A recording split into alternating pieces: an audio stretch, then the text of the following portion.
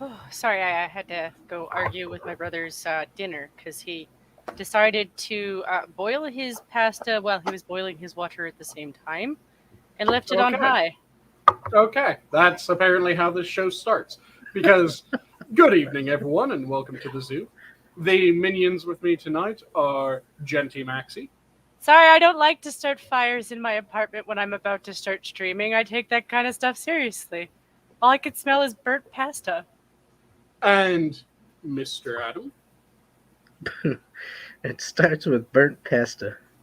Yep, Just, apparently that's how it starts tonight. Sweet Lord, we are off to a good start.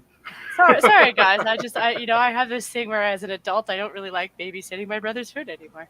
Mm-hmm. And of course, I'm the keeper for the night, Sanguine. We were supposed to be joined by a Canadian ass, but apparently he Fell fucked asleep. off somewhere, He fell and asleep. He fell asleep. most like. Hey, I didn't actually fall asleep. I actually had to go do something else, and I wasn't able. No, I'm sorry, Donkey. Yeah. I So can't do Donkey. he has not appeared despite the link being sent out to him. I'm sure he'll join later. It'll be a nice surprise. So Well, how are you two doing today? It's Friday. Mm-hmm. Outside the outrage over how my brother is cooking his pasta, nothing. I honestly really don't care. No, most of the time I can ignore that shit. Hey, But how do you say Super Mario Brothers? it's a me, a Mario. That's how you say it? No, but I really liked that meme because it was such a brain troll that I was just like, oh, I'm waiting for Adam. We're gonna have Well, to oh yeah, I wasn't even share talking. that. No, because you keep saying pasta, so I'm like, Pasta. do you say like Super Mario Brothers? No, I just like saying words in certain ways. It comes from listening to too many people talk. I used to watch Italia a lot. What's Italia? Italia That's a is a peninsula over in the Mediterranean Sea. Oh, Italia is a little anime show where they took all the world and they made characters out of everybody. It's great. ew. It's Yeah. also not always accurate, but it's still funny because it's sarcasm from the Japanese, and I can appreciate sarcasm. It's effectively an anime that takes place around World War One or just before World War One at the start, and then continues on from that point through the World Wars. And does it go to modern eventually? Mm-hmm. Yeah, I mean it hits all the world wars. Like they talk about Africa a little bit. I haven't watched the latest seasons just because sometimes they do a lot of fan service. Like they went from something that was kind of a little bit more like, oh, we're talking about history to fan service, which is how anime usually goes. Um, but I don't really know where they kind of went with that because I kind of left after the fan service because the point of the show was the jokes. But they do cover most of the wars. Like they cover how America interacted with Japan after the wars, like how you guys kind of became buddy buddies, but sometimes you horrify Japan because culturally you're both very very different. Mhm. Um, some of them are really good. Like just some of the representations really funny. Like Canada's seen as being America's like twin brother, but he's invisible, and he gets sat on at the meetings by Russia all the time. Yeah, it's effectively the Japanese showing their hilarious stereotypes of every other nation and even taking the piss out of Japan itself. Hmm. Are they shaped like the continents? No, they look like people. Oh, But But they're if have you each ever an seen the over. little emoji the flags, the emoji flags? yeah, with the American Yeah. flag with the sunglasses. Yeah, yeah. That's actually where it originated from. They were doing that for a long time. I'm not saying other places might not have kind of done that, but that's kind of where it got really popular because I know a lot of those memes came from drawings that he did, and some of those are fan art from girls who like to portray very very gay countries because they took um, capturing your capital and raiding your resources as like it Being sounded bummed. yeah. For real? Yeah, because sometimes the way the writer would describe it, it kind of sounded like there were raiding parties, like they were being naughty. Because these are countries doing this shit, you know? Yeah, every country is a personification, so each of them has the most ridiculous stereotypes in their appearance. For instance, America is constantly wearing a bomber jacket, blonde hair, like 6'4", just always boisterous and like, let's fucking go, guys, let's do this shit. And he always has McDonald's, and he's always offering it to you, but you have to pay for it. Yep. And Russia is a fairly tall guy, but kind of depressed and dour. Then you have Germany, who is this massive Aryan specimen, effectively, and very serious all the time. So Yeah, both actors for him did a really good job. But I got to say, I adore the Japanese actor just because his voice was so... He for a Japanese guy, he did pull a really good German accent. Yep. You know, so George Sporv. Yeah. Sporv. Haha, let me show you its features. Yeah, it's every country in it is ridiculously stereotyped as that country in ways that are at times both glorious and at times what the fuck. Yeah. And they made England like the most tsundere character they could. Yeah. I mean, it's not inaccurate. He also had ginormous eyebrows. Mm-hmm. Wait, who had? England? Oh, Yeah, like a third of his forehead is his eyebrows. Is that a thing in England? I don't know. Oh, yeah. You haven't seen the old English lords with the insane eyebrows? No. They are about equally well known for eyebrows as old scientists. Oh, scientists? Wait, are you not familiar with the stereotype of old scientist eyebrows? Like Einstein with the bushes. Yeah, I was going to say. Yeah, like Einstein. Einstein Yeah. and pretty much half of the old scientists live up to that expectation of just these insane eyebrows that look like two caterpillars trying to fight. Well, they have to. I mean, if it was having those old 1900s mustache where you don't have anything on the chin, but it's all like sideburns, like that's what they would go for. I had my option between that mustache and the insane eyebrows. I would go that mustache every time. Oh yeah, but they decided on the eyebrows. Yeah. They did take the piss out of England a lot, though. Like, between England and France, they basically have, like, a hate-love romance that's, weird. Mm-hmm. Because they kind of hate each other, but at the same time, they use each other for money a lot. Which is true. I mean, they did.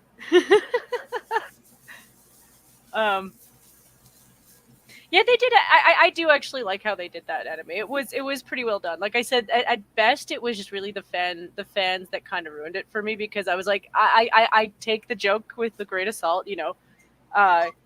Countries banging the shit out of each other as a representation of conquering them is kind of funny,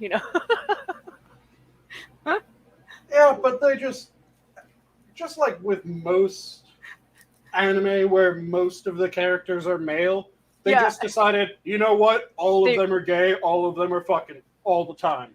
Yeah.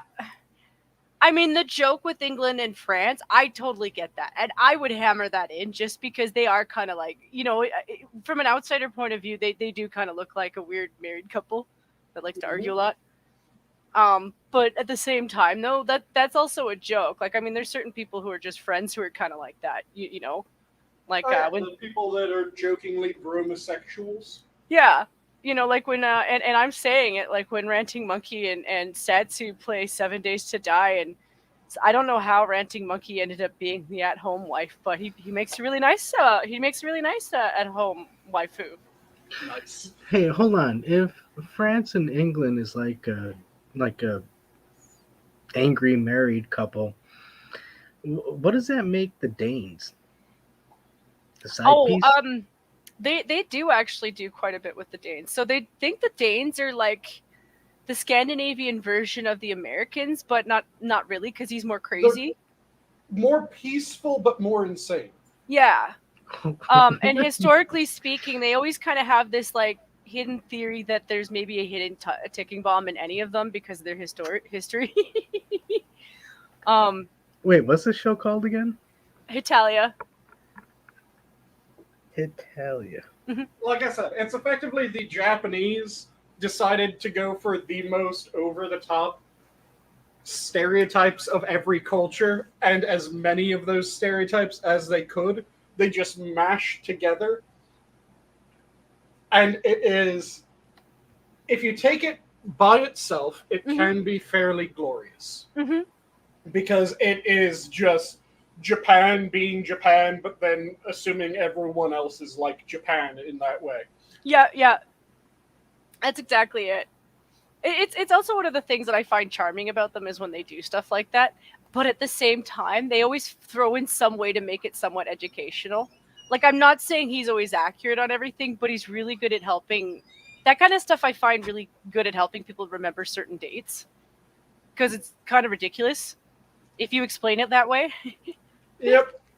Yeah, it does cover a lot of dates, and it also exposes certain places that not a lot of people know about. Like, how many people know what Sealand is? Yes. He's so fucking funny, too, because he's a little mini England, but at the same time, he's not. Like, Adam, do you know what Sealand? Okay. So, Sealand is perhaps one of the most insane micro countries on Earth. Are you familiar with what micro countries are at all? Barely. So, micro countries are countries that are kind of countries, but they're too small to really be grouped as countries. So, a good example that everyone knows about is the Vatican. Yes, yeah. The Vatican is considered its own country, but it's a single goddamn city. So no one really takes it seriously that it's its own country. They all just kind of go, yeah, Vatican, it's its own country. And that's how they leave it. Sealand is in that grouping of micro countries. Sealand is a habitated old oil drilling rig, if I remember correctly. Yep. Or a series of oil drilling rigs. Weren't they built around like World War II or something too? Like they were using them for... I think they were expanded during World War II to function as kind of like an off-coast base of sorts, but never really a full base, more just kind of a warning location. So what Sealand is there's this one dude who has declared himself the Prince of Sealand. He has declared Sealand its own autonomous country, and England, who owned the platform up until this point, just kind of went, oh shit, those platforms are still whatever. Sure, you can be Sealand. Go ahead, you little scamp. And they allowed it. Yeah. No one's really recognized Sealand, but no one, or almost no one, has challenged the existence of Sealand. I say almost no one because Sealand is also one of the few micro countries that has actually seen off an invasion. Yeah. Which, yeah. Do you know the story behind them seeing off an invasion, Jen? No, I actually do not. Tell us. Okay, it is one of the weirdest things, by the way, Donkey, before I click you in, you do realize your camera's on, right? I'm not even looking. You should have let him. You got lucky. I didn't even look. You couldn't see. He was in back room, so... Oh, okay. I was the only person able to see that he had his camera on, much to my horror. Because that meant I was also the only person that had to see Donkey, which is much to anyone's horror upon seeing Donkey. So, like how there was his boxers. I'm kidding. Whoa. The story about the invasion of Sealand was...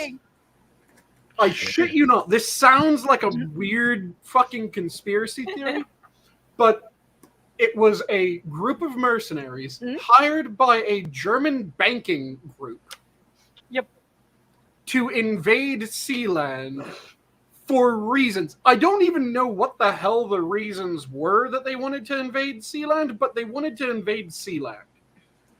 So the procurement and acquisition of a particular cetacean. So they went to acquire Sealand. They successfully invaded Sealand. But the prince and the heir apparent were currently on a, to phrase it the way that they did, a diplomatic mission to the UK. So they weren't there when Sealand was invaded. This is also where it starts sounding like a goddamn 80s action movie. Because what happened was, once they found out that Sealand had been attacked by mercenaries hired by a Germanic banking group, it's always those fucking Germanic groups, man. Acquired funds and then armaments and returned to retake Sealand, the two of them. This is where it becomes even more 80s action movie. They successfully retook Sealand from the mercenaries that were hired to invade Sealand. So the Prince of Sealand and the heir of Sealand were able to successfully retake Sealand from the mercenaries that were hired by a German banking group to invade Sealand because they were on a diplomatic mission to the UK when Sealand was taken. This is so goddamn ridiculous. It needs to have a movie done about it. Where fucking... Yeah. This is all shit that actually happened. Sealand was actually invaded. It was invaded. Here, let me pull up the entire... You can even put the image of it up, because it's technically a world wonder at this point, because it's still there. So, I'm going to pull up the story about Sealand being taken, because it was just, what the fuck? So this happened in 1978. This whole incident took place. So Sealand is literally just, like I said, this collection of, I want to say, oil rigs or something along those lines off the coast of England. Very just, you can almost spit from Dover Castle and have your loogie land on Sealand. Hold on. So is this like Waterworld? No, this is not quite Waterworld, but kind of like Waterworld in that, yes, they are on just oil rigs. Yeah, just like living on like docks in the middle of the water. Like, that's weird. But hey, shit. Yeah. It is one of those what the fuck. So when Sealand was first established, there was a old fort with these platforms. So they took the old fort and they started up a pirate radio station at the old fort. They then expanded to the various rigs around it and founded Sealand. That's how Sealand was started. It was just some old dude who was in the army ages ago decided, I wonder if that fort's still there. The fort was unoccupied. He infiltrated it, started a pirate radio station, and then decided, you know what? I'm going to make a country out of this. That's the origin of Sealand. I shit you not. It is the weirdest fucking place, but it is glorious for how fucking weird it is. So... Yeah, I got a picture for you. I Googled it for you. Because I think they're fucking amazing looking. Yep. Yeah, they're kind of a world wonder too, because they're still there. Like I wouldn't trust those, to be honest, but I mean, hey, they work there, so. Yep. And they're currently inhabited. What do they do? Well, they have a small little nation there, and they have several. I can't remember their exact population, but I want to say it's in the tens of people. But yes, what do they do? Farm and fish. They fish? Fish, they farm, they produce small goods, they trade, they just go about life. So... I love the windmills in the distance, too. Yeah. This is the story of the invasion, though. So... Yeah, I'll take this off. Give me a second to...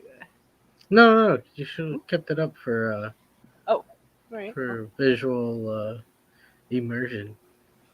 So it was determined by international courts that the platforms were technically in international waters, which caused the judges to rule that the UK courts had no jurisdiction over the platforms. This was in a court case slightly before this, that they tried to say, no, you can't just take over our old platforms and declare sovereignty. International courts disagreed to a certain extent. So that was not the last time that they had to defend their new home, though, as in 1978, mercenaries flew a helicopter into Sealand. Prince Roy, as he's now called, was away at the time negotiating a luxury casino deal with... Oh, sorry, it wasn't with the English. It was with the Dutch and German businessmen. The mercenaries rappelled down to the platform and initially took Michael Bates hostage, one of the royal family of Sealand. They ended up with 26 hostages. So like I said, it's in the tens. It's at 26. So just into the 20s, might be creeping up towards 30 at this time. I'm not 100% sure. But Michael told NBC News, they were basically terrorists who locked me up with no food or water for 4 days.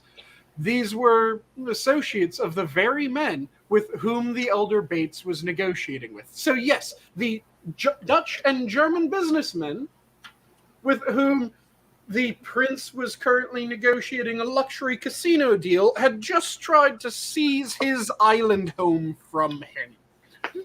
And by island home, again, I'm referring to a series of platforms off the coast of England. Don't you be in Fluster Paradise? Well, I mean... Michael was eventually released and dropped off in the Netherlands. He met up with his father in England. See, this is where the England part came in. And a friend who had happened to own a helicopter business. They flew to the platform at night and rappelled down using ropes. After firing a warning shot, mercenaries gave up. The Sealanders did hold one of the interlopers prisoner until German diplomats intervened. Alexander Aschenbach, the head of the mercenaries, still considers himself the Prime Minister of Sealand in exile. That's funny. Damn. Yes. So it is literally a series of platforms. It's the 3 that Jen was showing, and then there's a 4th that is also associated with Sealand. Yeah, it's a flatter one. I can pull that one up. It is a large 2-pylon flat one that is the primary seat of government in Sealand. and it is the primary landmass of Sealand, such that it is, considering it is, again, a derelict oil drilling platform, I think.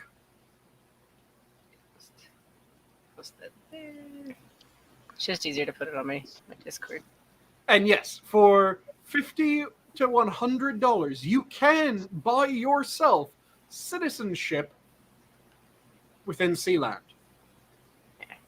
Cool. There you go. That's probably them too. Yeah. So it's this platform and the 3 other fortress platforms that were around it. And Cannibalistic Wizard is saying that he thought that it was an anti-sub refueling platform, and it might well be. I could be wrong in remembering that they were old oil platforms, but yeah, it's just one of those what the fuck. Again, it's a micro country that successfully saw off an invasion force, and apparently one of the invaders is still declaring himself the rightful prime minister of Sealand, living in exile.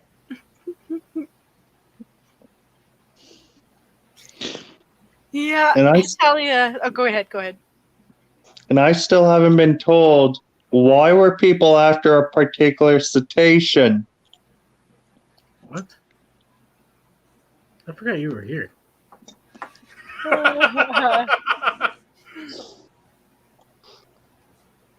It sounds like it was the very people that he was negotiating a casino contract with. So, Adam, you were asking what exactly do they do? Apparently, they're trying to run a casino.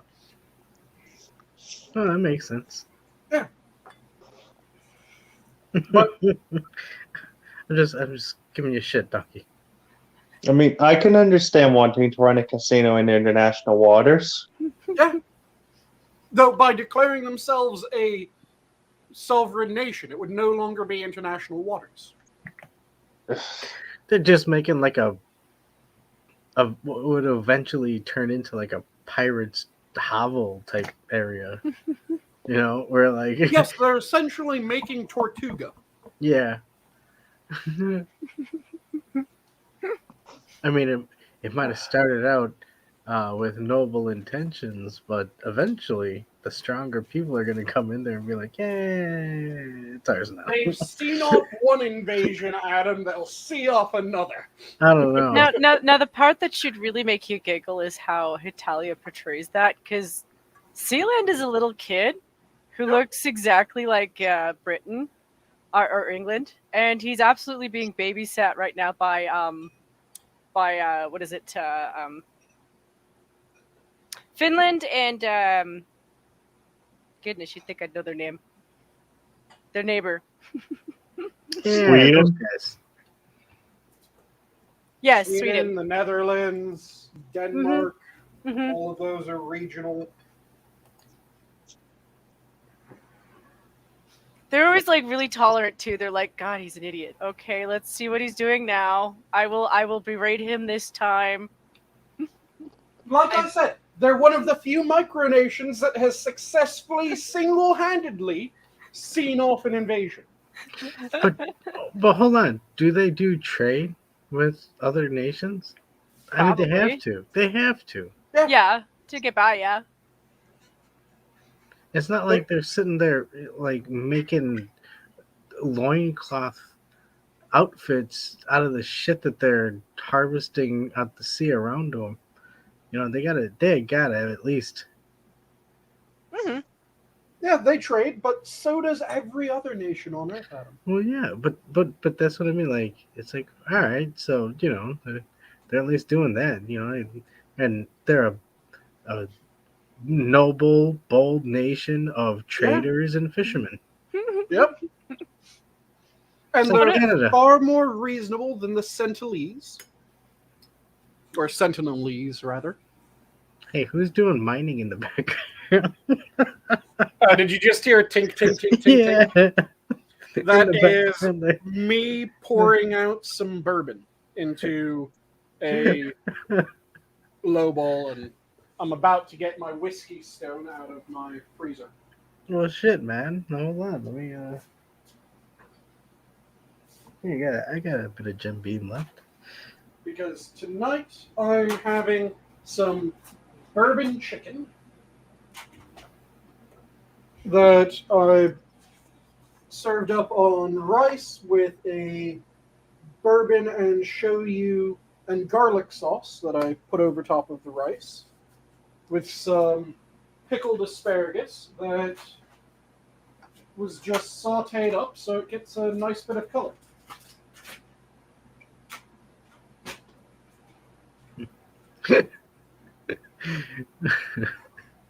And just because I put it live yesterday, I'll toss the link in right now.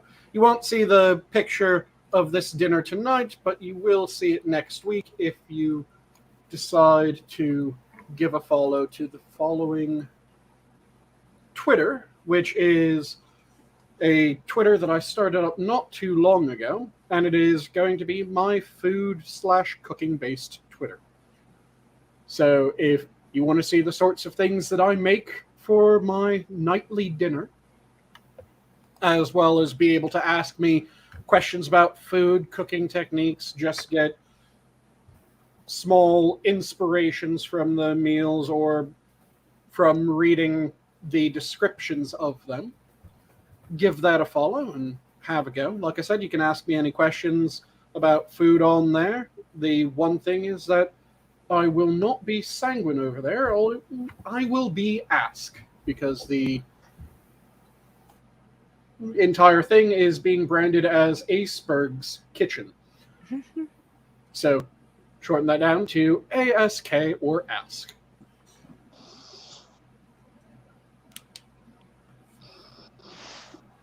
I mean, I can do that, but at the same time, your first name is still Sanguine, so it still kind of works. A Sanguine's Kitchen, you know. Yep.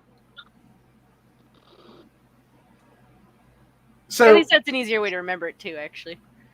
I was still spurred about food live on air, but this will be a Twitter that is entirely devoted to that, rather than my standard Twitter, which is devoted to pretty much enjoying the various things that I enjoy other than food. So arguing with idiots online, razzing people, and then anime VTubers and shit like that I end up just commenting on and enjoying. Wait, you're doing that all by your cooking? I end up enjoying that shit on my standard Twitter. This one is going to be just food. Oh, well, you should mix them like a stew. But yeah, so I'm kind of giggling at Jack because he's like, will this take place of the Minions food spurgery?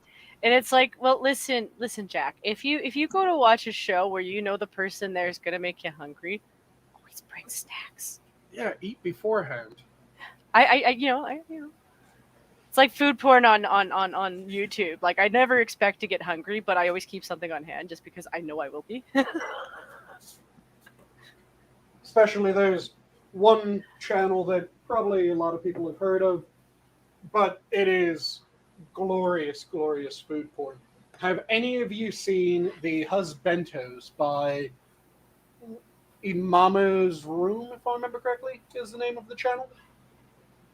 No, but I can look it up. Is it a cooking channel? It is. So Imamo's Room is a Japanese woman who shows how she makes her husband's bentos throughout the week. So she puts out a video of 7 days of bentos, or 5 days of bentos, however many bentos she makes during the week. And what they include, plus like a, here's the dinner, here's the other stuff. And Jack, if you find food tedious, I truly mourn for you. Yeah. Yeah. Wait, calling food tedious? What the fuck is wrong with you? Food is glorious. Yeah, like I said, I truly mourn for you if you find food tedious. I call food tasty. Yes. Food is delicious. Food is a necessary component of life. And if you don't enjoy food, but you have to consume it, then what the fuck? Why? If you have to consume it, you might as well enjoy it as well. It's like the difference between kind of liking pineapple pizza and then thinking it's the best pizza you've ever had. And I'm kind of wondering about you, little Jack. Wait. You don't like pineapple on pizza? I like pineapple on pizza, but I would never call it the best pizza. Does that make sense? Like, it's not the best pizza, but if you gave me some, I'd be happy. No, yes. She's pineapple curious. No. That make it is a true statement. It is. She finds pineapple pizza tasty, but it is not the best in her opinion. No. That is a true statement. Yeah. It's just there are pizzas that are much more glorious. And I've seen things way fouler than pineapple. Like that one asshole who put peas on his pizza. Yeah, I think we should string him up and hang him out to dry. What? Yeah. I remember that from years back, and oh god, it looked just as hideous as it sounds. You know, What we don't I know honestly, is what is because Donkey is that person, and now he's terrified that he's going to be strung up. No. Hey. Jen, translate for your fellow Canadian. hold on. All he said was A. Yeah. Doesn't that just mean like A? It's kind of like a question mark Oh yeah. or an exclamation mark. Punctuation. It's like anything that you could picture a Jewish person using A for or oi for. Whoa. Yeah, I mean what I said. I meant what I Jesus. said. It's got a similar. Did I effect to fucking it. stutter? Did I fucking stutter? So shall it be written? I'm sorry. I So shall it be appreciate all done? the Jewish comedians that I grew up watching, and yeah, they No, said I'm that shit Pharaoh. all the time. I I don't told care you. if But for the record, the most outlandish pizza I will have is pineapples, chicken, and barbecue sauce. Yeah. I actually like a good What? barbecue pizza. Honestly, if the barbecue is not like a sweet barbecue or a tangy barbecue, I think I'd go for that. Fair enough. I mean, And going by what Jen said, I would enjoy it. It's a tasty pizza, but it's not the best pizza. See, Yeah. I'm one of those people that I don't get the. It's not pure. Why would you do that? That's not how it's done in the country of origin. Because sometimes things done different than the country of origin are still fucking delicious. Hey, well, at this point, most I people in the country of origin are aware of the fact that American pizza is different. I wouldn't mind trying an actually like actual your pizza pizza a from lot. Naples. Actually, Italians quite Oh, like yeah. your pizza a lot. Dude, I'd love it. I want to try it before I hit the old tombstone. And as somebody who likes cooking, I actually do get the whole like not claiming it as traditional Italian food, because that's not true, because you are using different ingredients. Like techniques are different. The food is actually technically different. But at the same time, though, people who take that as like, oh, your food is shit, well, they're fucking retarded, because that's not what they said. They're just saying, listen, it's based off of, because some of the techniques are very similar. But if you didn't have the ingredients where you were, your grandmas were doing their best to give you the best food they could give you based off of what they had. Well, And hold on. how they knew how I to cook. guarantee, fucking-guarantee Yeah. that you do not eat Mhm. lasagna how lasagna was originally made. Oh, well, no, not at all. But hold on. In terms of pizza, I would say, as opposed to American pizza, talking about American pizza, a lot of it sprang from immigrants coming in and then just making the dishes that they made. Yeah. That they had offhand, and then Yeah. it just kind of spread. And then it wasn't until fairly recently where we had where we get to the Pizza Hut type of pizzas. I think that is not necessarily in all of the America problem. I think that's the problem with certain American foreigners going to Italy, expecting their traditional Italian food like something that has Alfredo sauce to be a cream sauce. When you get there and you get that dish, it's actually made from entirely different ingredients. Do you put Alfredo sauce on pizza? Sometimes. You can, Yeah. Yeah, What certain the kind of hell? like if there's certain kind of chicken You- ones that I really like with Alfredo sauce. Is that a Canadian thing though? No. Oh, okay, you just said that, Adam. You come from a city that does an open-topped lasagna as a pizza. You know what? You know what, Donkey? That sounds Don't- good though. Don't pick fights you can't finish. Like Okay? I'll go as deep as my pizza. that sounds good though. Like I'd like that as like a deep dish. That'd actually be pretty cool as a deep dish. Be But like, yeah, surprise, That's effectively what it is. pizza. Yeah. Well, it's better than ours. Like I don't mean to shade Chicago. I really, really don't, because I know a lot of people who really like it. And I do admit that when you're hungry, like 1 or 2 slices, yeah, it covers you. But as somebody who used to slice that sausage, it is the lowest quality sausage you can get out there. I'm just saying I'd like to try I'd like to try that style of pizza with like up here. I don't know if it's the same as down in the US, because I don't know about you, Donkey.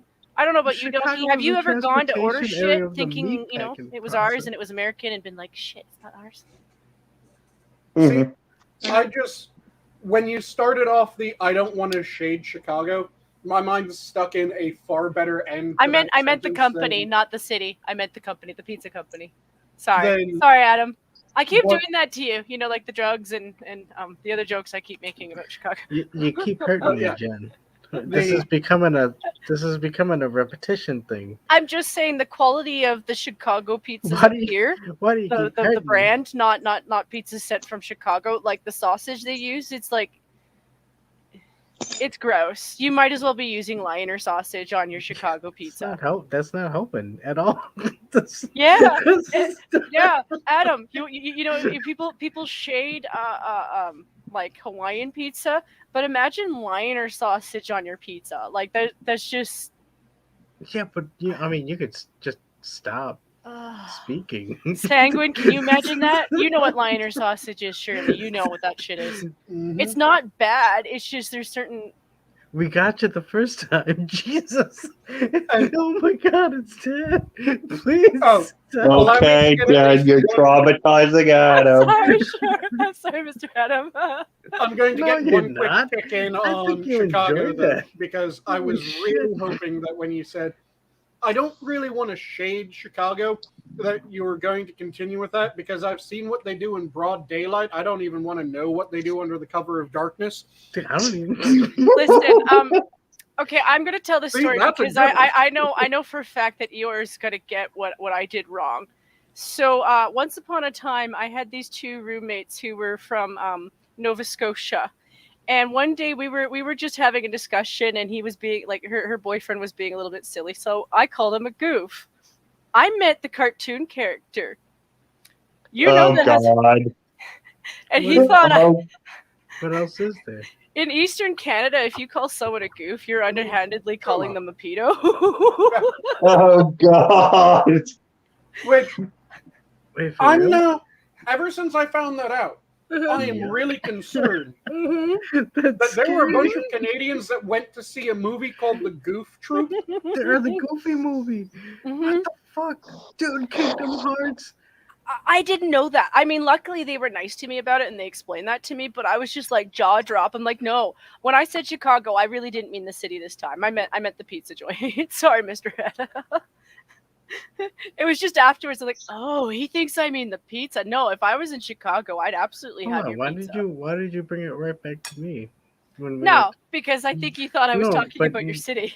but you were just talking about goof, and all of a sudden you like whipped it really quick. Because I was using That's a- Goof Troop as an example of what I've done. That's an odd of- example. of Why would you me, do me that? causing misunderstandings. 'cause Like I making said, you're making it a lot more awkward. I am really concerned now that there were as many Canadians that went to see a movie that was advertised as the Goofy movie and that watched a children's cartoon known as Goof Troop. If what goof means in their region is pedophile, they just went to see effectively a movie that in their regional vernacular was the kind of pedophile-like movie, and the pedophile troop.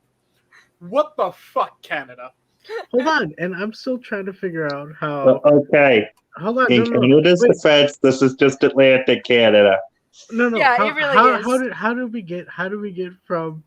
I was using it as an example of I think How do we go from Chicago pizza being odd, and then No. Goofy is low key pedo, and Because Adam, We're talking about pizza parlor now. It sounds like we're talking about pizza parlor now. Adam, in Canada, there's apparently a company called Chicago. Mm-hmm. Oh, is Yeah, they're it? called It's Chicago just Deep Dish. They're called Chicago Deep Dish. It's supposed to Well, be why based didn't off you of say that? Because I'm sorry. I was forgetting that I was talking to Americans and not just other fellow Canadians, because usually when you say Chicago pizza, up here you do kind of you get the reference of a deep dish pizza. Well, no, hold on. Do you know Jet's Pizza? No. Well, exactly. We got to look local fucking pizza sorry. joints out here. We don't. I don't know. I You hate sit to there break like, it to you, well, Mr. Adam, Chicago. but Chicago Deep Dish isn't that an American company up here? Yeah, I think it is. I don't fucking know. I'm pretty sure it It's is. also Keep just tracks a on pizza the style. fucking pizza joints. It's a pizza style, so Yeah, there's that's all I know. It's and like a then, Pizza Hut. Like, I'm pretty sure you guys do have some. Like, I'm not saying you have a lot of them, but I'm pretty sure you do. We do for Chicago Deep Dish. We have Sorry, like that was like a pop. Lumonati's and Giordano's, and I think like Chicago or Uno's Pizza. I think, I don't know, but again, it's like it's not something that you're like. Sorry, that was like a pop moment. Like, if I were asking you for a pop and you thought like you're used to someone asking you for a soda pop or a soda or whatever, whatever region of the US you're from. Hold on. I can honestly say though that Chicago style pizza is not the same like New York style pizza, and not just in like the way it is, but New York style, you can literally walk on to like a side shop and just order a slice of fucking pizza and go about your day. You can't do that with Chicago style pizza. So Chicago style pizza is more like one of those like hoity-toity type things. Like we're like, oh shit, yeah, I'm gonna take my damsel out here, my dame out here, and fucking go to Giordano's and shit. Like it's totally different. Yeah, I wasn't wanting to necessarily shade like your pizza, just because, like I said, if I went but to then Chicago, you call me a pedo. No, I didn't call you a pedo. I was using that as like an example of explaining what I did, because I basically pop sodaed you. I pop sodaed you, but at the same time though, I've never had real Chicago pizza, but like it's something I hear is raved about. So same with New York. Go ahead. I'm willing to bet that Adam would have gotten if you had asked him for a pop, because he lives close enough to the pop homeland of Minnesota. The pop? Yeah, I don't pop, call it pop. soda. I call it soda. You don't call it soda, but if someone said, "Can I get a pop?" you'd probably go, "Oh, here's a soda." Yeah, I understand. Yeah. I just used a not a good enough analogy, because that one was more. I knew that Eeyore would get a cuckle out of that one, and I knew that Costin would too. A cuckle? What? A cuckle? Hill's Now gonna get a cuckle. Spouse is getting fucked in front of him after you call Adam a pedophile. I see how it is. Just leveling accusations at everyone. Eeyore's apparently a couple. I'm inserting fruit into mouth syndrome tonight. But, I'm in a chuckle. Good God. Hold on. I'm sorry, Mr. Adam. I think I'm just confusing everyone tonight. I didn't even know that Donkey was married, let alone that he was allowing another man to fuck his wife. What? I'm sorry, Donkey. I meant chuckle. I was saying that you and Costin were getting a chuckle out of that story, because that analogy actually works for you too. It's like an example. Jen, Are you on the marijuana? Yes, I am. Oh, sweet Lord. I just smoked the last of it too because I was like, you How know How what? many marijuanas have you taken? One. Just, oh, God. Yeah. It I must have haven't been a had big any one. in like 3 days though. I haven't had any in 3 days. So I was like, you know, this is probably gonna get me a little bit stoned, more than usual. And then I'm not gonna have any more until the end of the month, just because, like, you know. But I was like, if I'm hanging out with people on a Friday, some people are gonna be a little tipsy anyway. So What? I'm sober as a bird. Okay, that's a lie. yeah, you said Jack Daniels earlier. I heard that shit. Yeah, no. I And I might be think this stoned. needs to be made perfectly clear to all of our YouTube overlords. It's fully legal in Canada. Fuck off. Wait, what is Jim Beam? It should be. Marijuana. Oh, Yeah, it is. It is. I mean, I wouldn't. I mean, this isn't a children's show. I mean, I wouldn't say that shit. If no, there were it kids is a around. children's show. Are you? A No, it child? isn't. We are Yes. not a children's show. YouTube, do not listen to this man. We are We not a sell, children's show. we sell I will crackers. curse more No. times just to make sure. They're nice and sweet. Let me And they quickly taste look good. up the Okay, seven I know dirty I words called to make you, sure that we I don't get know marked as I- a children's show. If you take animal crackers and you dip them in applesauce, dude, that's fucking tasty as shit. I mean, not tasty as shit, but it's pretty good. Shit's not tasty, but it's animal Well, animal hey, crackers. you've got the healthier version of the kangaroo cracker. Oh, what is that? Oh, Dunkaroos. And Oh, shit. just to make absolutely sure that we don't get flagged as children's content, shit, piss, fuck, cunt, cocksucker, motherfucker, and tits. There we go. The 7 dirty words. So we're never gonna get monetized. No, We're never But at going the to be very- for children. but at the very least, anyone who was an adult listening to this, wait, we have Jenna P. Jenna, you know when to send your kids to bed. You do when you know when to cover their ears. I'm kind of hoping that the older ones give a listen in. This will be enlightening. Oh man. All right, So- if you're one of Jenna P's older children, I'm just letting you know, do not repeat what we said to other children because it's going to get you in trouble. And probably, if you were living where I was living, we actually have a gum that they made that tastes like soap because our ancestors were fucking assholes. They used to come in little sacks that looked like the kind of shit that you would flush down the toilet as a joke. And I knew kids who did as a joke. And yeah, the shit bubbles up like soap. You know what? Hey, complain all you want. Mhm. Y'all had the option of just letting down your arms and letting our armies rush through your cities in 1812. So, I mean, that's Fuck you. We kicked your ass and took Detroit and then gave it back because we realized what we took. it was a stalemate. Your entire capital on fire? Say what? So did yours. Donkey, one of the forces that was responsible for the defeat of Napoleon was almost completely wiped out where? Come on, Donkey. Where was it almost completely wiped out? You know, Shut. I Stalemate. think we're not playing the game It was right almost here, Donkey. completely wiped out in Nolens. Hey, Look, Donkey. The Battle I've of got a side Nolens, plan. which technically happened after the war, Think but if we trade still Quebec fucking and counts Trudeau because neither side knew. for some money The to ship pay off didn't our show up at debt, port. they'd do that? That last time I checked, that was some Spanish peckerhead deciding to bombard the United States. Yeah, blame the Spanish. I will blame the Spanish. No, the Battle of Nolens was after the War of 1812, but it was still counted as part of the War of 1812 because the two parties The letter didn't get not- received. exactly they did not receive the ceasefire instructions. So it was a large portion of the English military within the hemisphere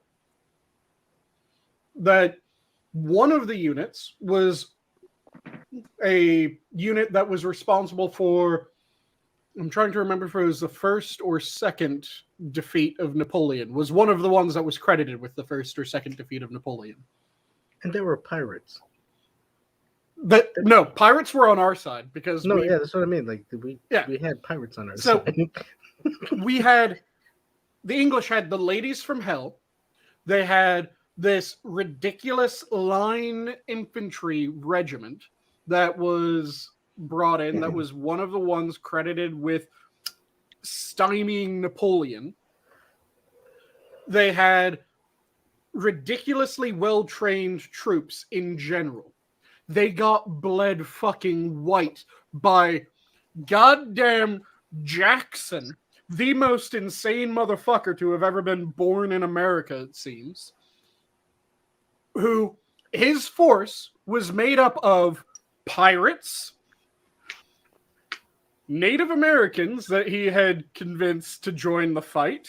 Somehow, after the Oklahoma or the fucking Cherokee bullshit that he did before, he still managed to get them.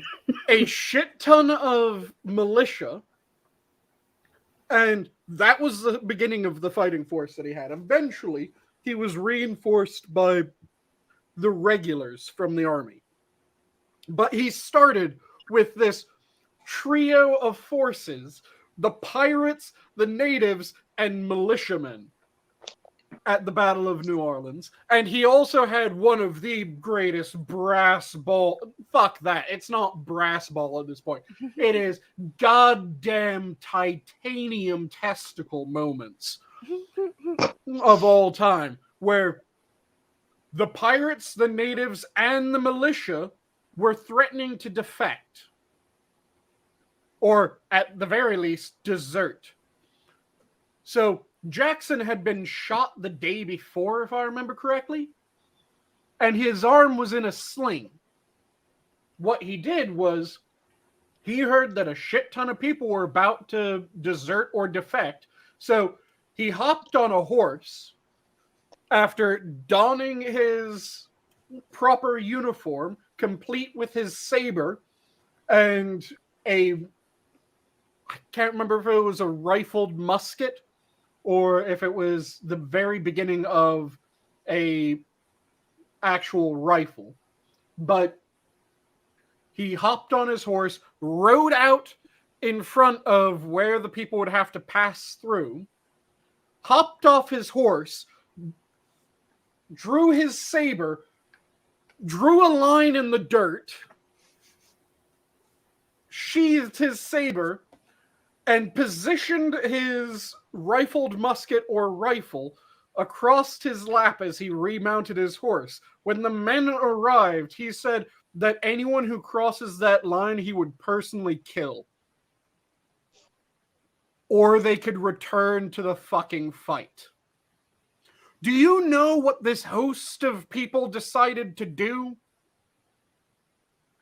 What? They decided, fuck this, the English aren't as scary. And they returned to the goddamn battle. Was this pre-President Jackson or post-President Jackson? This was pre-President Jackson. Oh, so they didn't even know. This was General Jackson. Hey.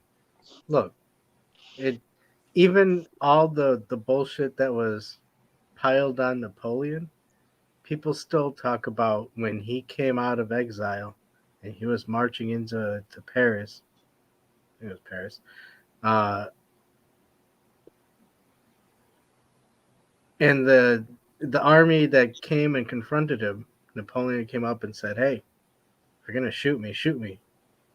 Not not what he said, but along those lines. And the army was like, "Yeah, no," and they joined him.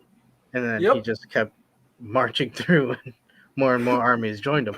Like, look, some tales of bullfuckery just kind of I mean, not to say that it's bullshit, but like, if it stands that test of time, it has to have some testament to it. Yep, and as Game of Aline pointed out to you, Donkey, no, everyone absolutely fucking knew who Jackson was. He had a reputation before he was even a general, and well before he was president.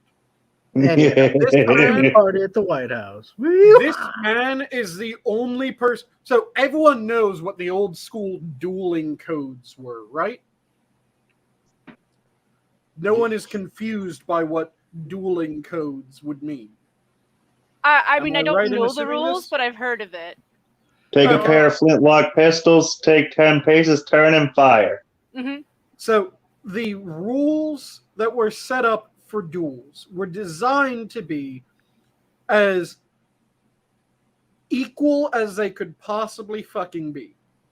They tried to make it so that the only way that you would even theoretically be able to abuse a duel is if you were the most dangerous motherfucker around. One of the few people that you can quite honestly say abuse the ever-living fuck out of dueling is Jackson. Jackson was such a prolific motherfucking duelist that he had wounds that he would routinely have to reopen and bleed so that they wouldn't rupture from the number of duels that this man fought. Do you guys know why he started fighting duels so much? No. Because he married a woman that was technically married before he married her. Dude, it's always the women's. So a number of people, in order to try to shame Jackson and shame his wife, would effectively call her a whore. To which Jackson would say, fucking fight me. Yeah, don't call my bitch a whore. And fight him he fucking, or fight them he fucking would. There was one duel in particular that was one of the most the fuck duels of all time.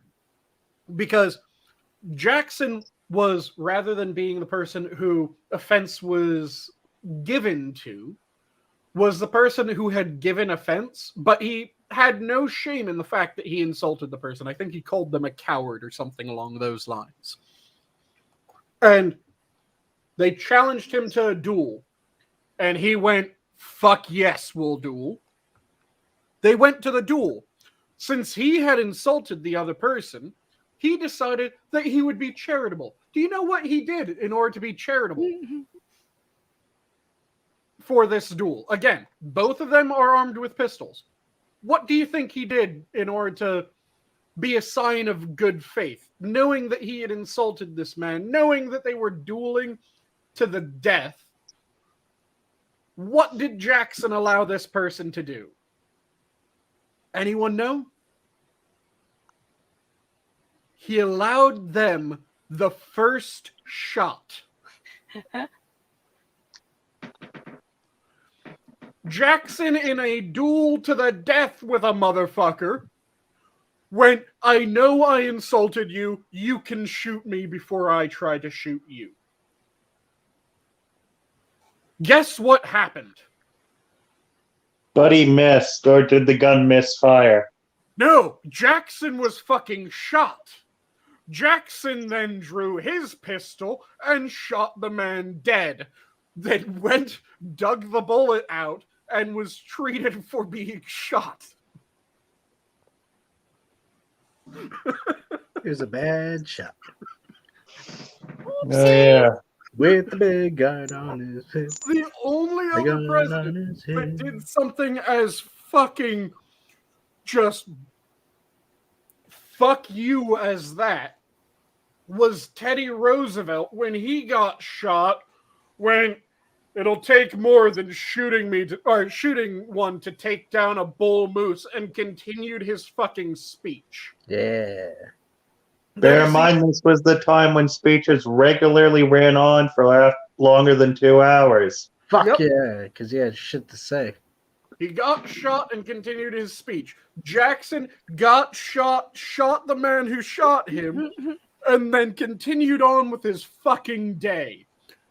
Jackson was one of the most ridiculous men in American history. My favorite story about Jackson to this day is still, do you guys know the time that someone tried to assassinate Jackson? This is the one where the gun doesn't fire right. Or is it two that don't fire right? And then he, It's like, not beats him. just two. So Jackson was an old man at this point. I think he was in his 70s or 80s by the time that this happens. And he was leaving Congress. Walking out of Congress, a man runs up to him. A much, much younger man runs up to him, draws a pistol, tries to shoot it. Nothing happens. He cycles to the next, tries to fire, nothing happens. He drops it, draws another one, tries to fire, nothing happens. Cycles, fires, nothing happens. Draws a third, fires, nothing happens. Cycles, fires, nothing happens. Jackson grabs his cane that he needs in order to walk because, like I said, he's 70 or 80 years old at this point. It beats the ever-living fuck out of the guy. And he beats this man so savagely. I mean, just unmitigated savagery. To the point where the senators come rushing out to save this man from Jackson, prying Jackson off of him, and getting the would-be assassin rushed to a hospital. Because Jackson almost beat a man to death who tried to assassinate him rapid fire 6 times and failed. The best part of this story, do you know what they did afterwards? Because the revolvers that the man had tried to use in his assassination of Jackson were supposed to be the most reliable revolvers at the time. So the company requested to test the revolvers to figure out why they didn't fire. And they were fucking allowed to. They were given the revolvers and the ammunition that was used at the time. Nothing was changed when these were handed over to the company. So the company tested the revolvers on the same exact ammunition. I think it was the same exact fucking load. Anyone care to guess what happened when they went to test these revolvers? They fired normally. Every fucking shot fired without any air. They have no clue why they didn't fire. My only guess is ship primers or light strikes. And yeah, so Jackson was also the only president that took a state and gave it to the U.S. because he thought it was a cool gift. Jackson was one of the most insane sons of bitches to have ever been born in America, and it is fucking beautiful. The only other two that I can think of off the top of my head that could have held a candle to Jackson are fucking Patton and Teddy Roosevelt.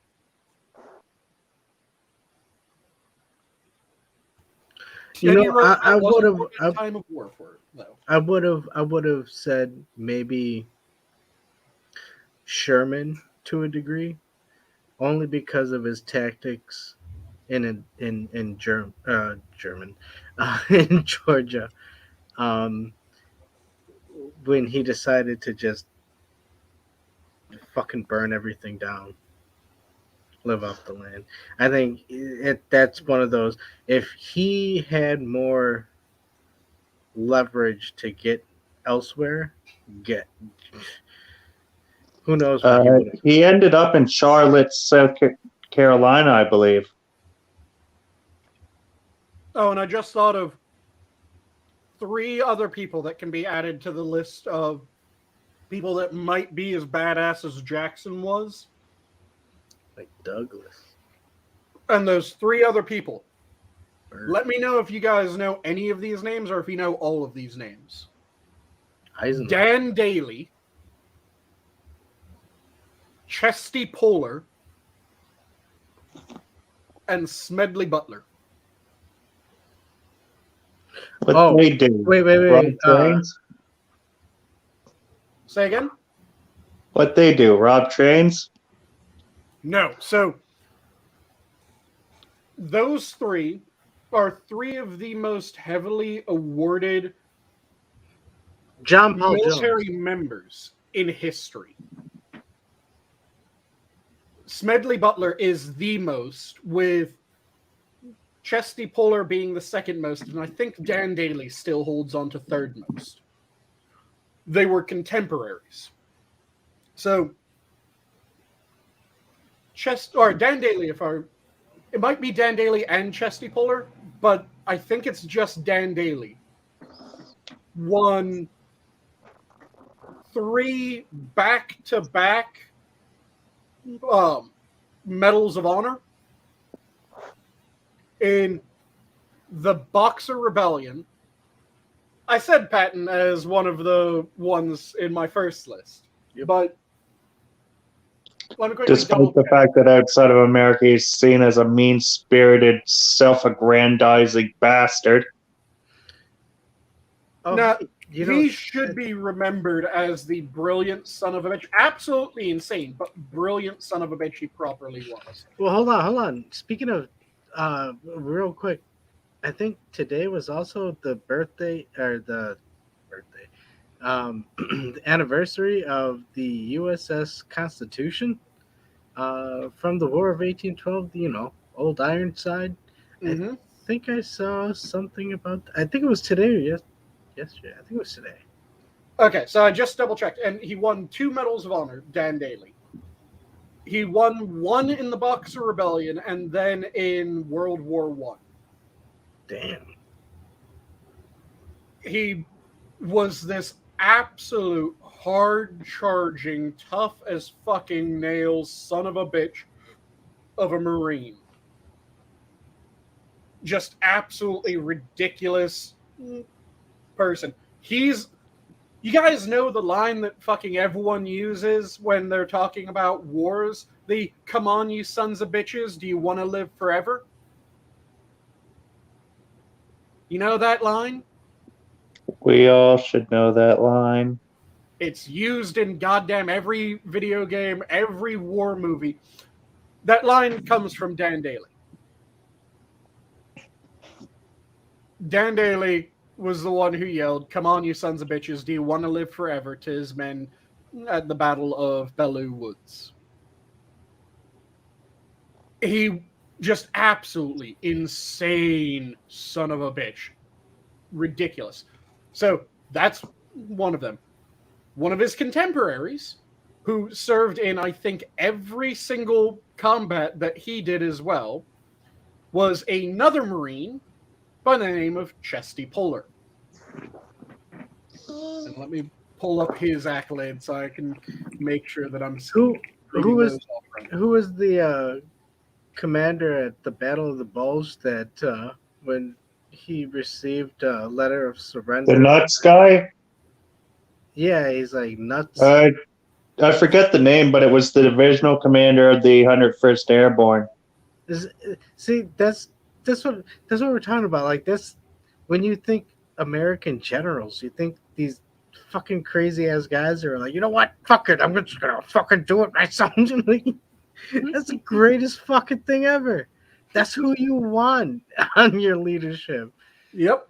So Chesty Puller, one of the others that is recognized as one of the highest awarded people of all time. He was awarded 5 Navy Crosses, a Distinguished Service Cross, the Silver Star, the Legion of Merit with V device twice, the Bronze Star with V device, the Air Medal, the Purple Heart, and he, again, served in pretty much every combat that Dan Daly did, with the exception of Chesty Puller came in after the Boxer Rebellion. So he went through every other major combat that Dan Daly did, all the way through to the last war that he was in was the Korean War. What? But he Yep. served in Below and the Korean War? He went. He wasn't in World War One. He went through the Banana Wars, from the Banana Wars, World War II, and the Korean War. Okay. So again, ridiculous, hard-charging son of a bitch. Who just what the fuck when you look at his military record. Damn, kind of wish we had some of Cryptic or Skeptic. I like how it's so dictated, Cryptic and Skeptic. And then the third one that I mentioned is the most awarded soldier, marine, air, whatever sort of military personnel. He is hands down the most awarded member of the military of all time thus far. Is Smedley fucking Butler. Who, Smedley Butler, was in the Spanish-American War, the Philippine-American War, the Boxer Rebellion, the Banana Wars, the Mexican Revolution, World War I. He received 2 Medals of Honor, the Marine Corps Brevet Medal, the National Order of Honor and Merit Grand Cross of Haiti, the Military Medal of Haiti, the Commander of the Order of the Black Star from France. Let's see, what others did he get? He got the Distinguished Service Medal twice. He got the Marine Corps Expeditionary Medal with 3 Bronze Service Stars, the Spanish Campaign Medal, the China Relief Expedition, the Philippine Campaign, the Nicaraguan. I can't say Nicaraguan. Nicaraguan. Yeah, I can't say that word tonight. Campaign Medal, the Haitian Campaign Medal, the Dominican Campaign Medal, the Mexican Service Medal, the World War I Victory Medal with Maltese Cross, the Yangtze Service Medal, the National Order of Honor and Merit Grand Cross from Haiti, the Haiti Medal or Military Medal, the Commander of the Order of the Black Star of France. Damn, that's a lot of. It's a long list. Yeah. Absolutely fucking ridiculous. And this is one of the people that had just one of the most fascinating careers. And I believe he has an autobiography that he put out. So if you want... Say again? Do a quick check. It sounds like this guy might have been in Murmansk as well. He's a fucking mermaid? God damn it. In Murmansk. Oh, he's in romance. People think the Vietnam War is the war America likes to forget. No. It is the Murmansk expedition. No one remembers it. Are you kidding me? And it's the only time the United States was directly involved in conflict with the Russians. The Vietnam War? Dude, we talk about it all the time. No, he's talking about Murmansk is the one that's completely forgotten. Who's Merman? Murmansk is a city in northern Russia. So she's a Russian merman? God damn it. So, yeah, Smedley Butler. This is actually someone that you might want to look into, Adam, because he talks a lot about the sorts of conspiracy stuff that you like to dabble in. I don't know. I just oh shit, who tweeted that? Oh, Reject. Reject said she's a fucking Sasquatch. Nice. So I wanted to say that, that she has to go live with John Lithgow, but I don't know. I don't know if I believe in these Sam Squanch and Russian mermans. Yes. Smedley Butler wrote an autobiography, and there have been several biographies about him as well. And like I said, absolutely fascinating person with ridiculous military history. And after he got out of the military, he started talking about how he was very dubious of the intelligence and military-industrial complex because of his experience in the military. You know, as a Canadian, I also have a fascinating story. Like this one time back in the 80s, when you guys, I don't know why I always blame it on you, but you guys totally set up a hockey game between like the Russians and the Canadians, and it was like the most violent game ever. And I feel like we should still be asking you guys for money for those popcorn sales. How about you, Eeyore? I feel like we should just constantly be setting up more of those games. Hold on, I mean, at least the booze, 80s? at least Get some of out the booze fuck outta sales. here. Come on. Hey, go take that up with the Russians. Go take it up with the Soviets. Yeah, collect your money there. Blackjack Pershing was an absolute madman in certain ways. I've always remembered Pershing as a logistics general rather than a, on the same lines as, say, Patton or Theodore Roosevelt. Theodore Roosevelt was a military commander in the Spanish-American War. Yep. Of the Rough Riders. Oh, shit. We're going back to the Spanish-American War? Patton was an all-arounder when it came to general. He did... Wait, hold on. Wasn't he the one who outfitted Jeeps with machine guns and that was originally done in the British, and then the 50 caliber Willys Jeep wasn't really around before it. I think it was the excursions in the Mexican territory. I'm taking the win for America. Go fuck yourself, Canada. Do you guys know the work that got Patton? I believe it was when he was promoted to general, because he actually had a published work about the military that got him promoted. Do you know what that work was about? Yeah, I never knew he even wrote. He wrote a fairly important, or it was viewed he had to as write a fairly letters. important document at the time. That was a review of what sort of thing. So Patton is commonly known as one of the foremost tank commanders. Well, I think military. Hold on. Honestly, I think at the lower level, people think Patton, they think the movie and that iconic image.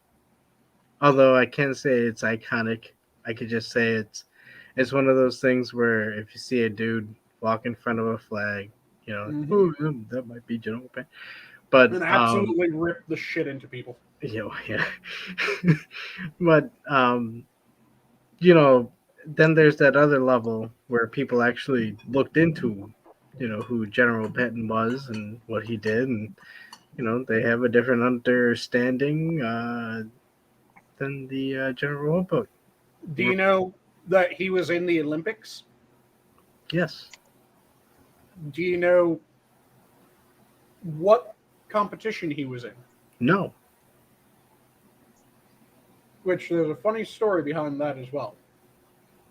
Well, hold on. We continue. We're getting around to this important document. Yeah, Before I go to the Olympics story, the important document that Patton wrote, everyone thinks of him as a tank commander. So people would assume that, he probably wrote a document about tanks and their use in military. No. The thing that got him brought to the attention of the general staff was his extremely important paper that he published on the virtues of a straight cavalry saber versus a curved cavalry saber. I shit you not, that's what brought him to the attention of higher brass. It was a paper about cavalry sabers and which is better, a straight or curved. Can we specify that this was before his escapades in North Africa and Western Europe? I like to forget about his actions in Sicily because that nearly cost him his entire career. Just because he pissed off everyone. Yeah. No, because he attacked 2 men. That's yeah, part of he pissing hated off men. everyone. He was anti-men.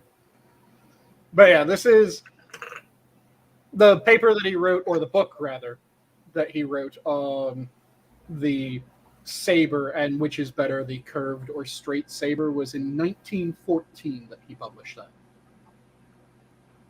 That's old shit. Yep. Like I said, it was one of the things that brought him to the attention of the upper brass. And what, got him promoted to like major or captain? It got their attention on He him. came out of the First World War as a colonel, by the way. I did research this. Yeah, it got him brought to the attention of them, which assisted in his moving up the ranks, because he was lauded as a very forward-thinking military man for his work on, should we use a curved saber or a straight saber? Here's a bright idea. Fire Krauser and actually adopt some actual good weapons. I still just find that hilarious. A saber manual was what got him brought to the attention. Fuck yeah. So, the Olympic sport that he took part in was, he was in the pentathlon. And there's an interesting portion of the pentathlon, which is, of course, the pistol range. Everyone at the time, with the exception of one man, was using a 22. And I think it was a 22 short. The reason for this is it leaves a very small hole, and it flies very true and straight. So it's a good option for target shooting. This was still at the time when the Olympic Games were viewed as a military competition. So everyone sent there, especially for specific sports, were members of the military. Patton was one of them. He went. He was the one person that refused to use a 22 because, and if I can't remember the exact quote, so a paraphrase of what he said is, "We don't use a fucking 22 in battle, do we?" So Patton used his proper service arm, which was either 38 or 45. I can't remember whether they had gone up to the 45 at this point. So he used his service firearm. He came in, I want to say, second or third in the Olympics, or in that competition. And there was one thing that knocked him down. The one thing that knocked him down was the pistol range. Because there was one shot that he fired that did not have a corresponding hole. Patton had a claim as to why this was. That was never entirely verified, but went right through a previous hole. Is fairly likely that he shot through the much larger hole of his chosen pistol, leaving no additional hole, but causing it so that he had an unaccounted for round in the target sheet. So it is a fairly likely but never confirmed aspect that Patton should have won that year, but due to him using his actual service firearm, ended up coming in second or third place. See, I only have one question for that story. And I know that, like, gun shells back in the day were different, but wouldn't they find those? Well, the thing is that you could technically find the bullet if you went searching through the backdrop or through the field behind. I'm not sure which way they had it set up. Mm-hmm. You could find the round, but there is no way to determine if that round would have passed through the target at a specific point. Yeah. That's where the problem would have been. Okay. So it was that they could not account for that round in the target, which they interpreted as, oh, he must have missed the target entirely. Well, it's fairly likely that he shot through one of his previous holes. Which, if true, is an extremely prestigious feat for, I would believe, a cult new army. Yeah, like I said, I can't remember if they were still using the 38 or if they had gone up to the 45 at the time. Because I think World War I, they were using the 38 still, and I know by World War II they had transferred out. Mix of a bunch for American World War One. Mostly 1909s, 1911s, and new armies. But the new armies were mainly for people who couldn't get a 1909 or a 1911. Mm-hmm. Because we're talking about a 40-year firearm at that point. Mm-hmm. Oh, wait, no. The new army's only 25 or 30. But yeah, he competed really fucking awesome. And like I said, Patton was an all-arounder when it came to being a general. Because he was injured in like his first 3 combat engagements. Because the man refused not to be in the fray. Well, that's just how they built him back in the day. Yeah. He got shot. Well,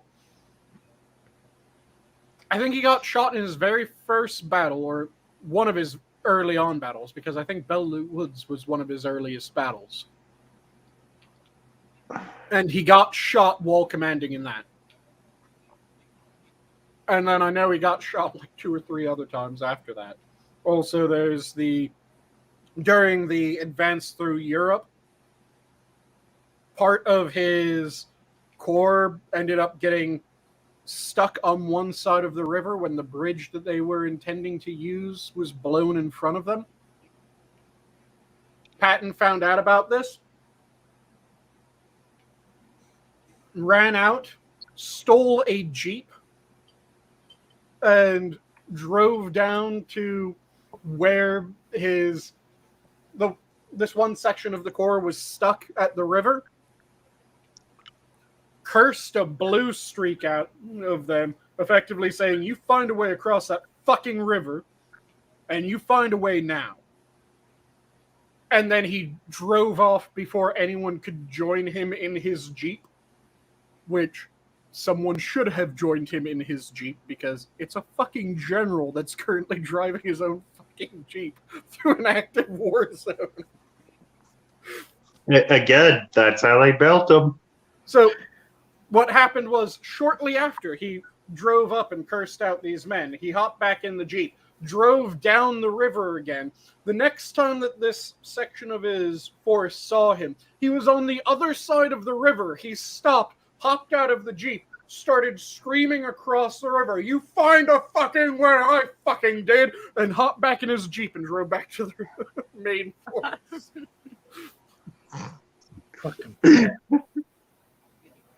now, just imagine his thought process when he wasn't able to really participate in Operation D-Day, where he was I think he oversaw the fake force. The fake the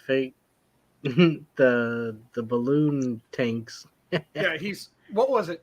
Was it the Fortitude Army or was it the Third Army?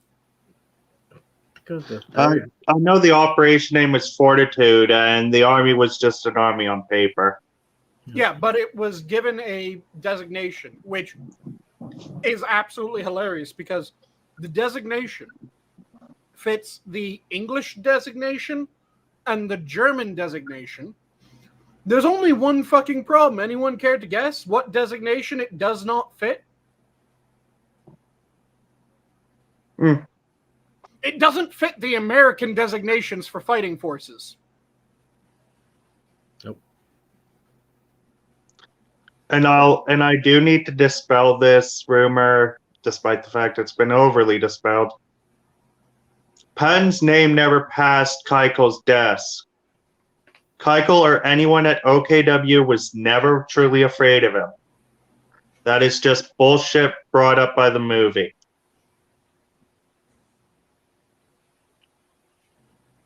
But yeah, it was Wait, what? I just looked it up. I'm quickly. Yep, this is the right one. So it is the 1st United States Army Group, which, like I said, that matches the English arrangement of troops, or the English designation of troops, because the English absolutely had the 4th Army. They had the 1st Army. They had the 3rd Army. The Germans also had their equivalent. The U.S., pretty much every group under this 1st Army group was also designated the blank army, which not really how they're designated in the U.S. But for some reason, we decided, fuck it. This is how they're going to be designated. Like I said, Team America in the background. No reason. And Valine brought up Come another on, awesome Jen. point from the war, which is the Germans protested the use of trench guns. Saying This would be Wait, First wait. World War. Yep. And I do sort of know this story myself. Saying that trench guns were cruel and unusual and should be banned from war. And the American response was... And the Germans threatened to execute anyone bearing them. The Americans just said, you do it, we'll execute prisoners. And no prisoners were executed. Hey, can I interject? And it's probably like a weird interjection, but I don't think we have any German folks at the zoo. Now that I think about it, we got our fill of Canucks. Does Badgerman count? Have you ever had him on here? Has he been on the zoo? Not in I don't ages. think. Wait, has he been on the show? Ages ago. Oh, Early days. I know. I mean, he's kind of a. I mean, I like the guy, but he's kind of a little snot rag, and he knows it. Whoa. Well, hey, that's your Canuck right there. I know, right? Germans, I still like the guy, but like I said, he's a little bit. I Like, don't know. yeah. I don't know. Valine, what I meant was OKW didn't really care for him. I didn't dislike him. I'm just saying, like, I've tried talking to him before, like tried to ask him if he wanted to do stuff, and yeah, he's a little bit of a snot. Oh, But man. at the same time, though, I did talk to him before when because I've been on Bloodwing streams before, and Bloodwing can still pull in people because he's Bloodwing, and everybody loves Bloodwing.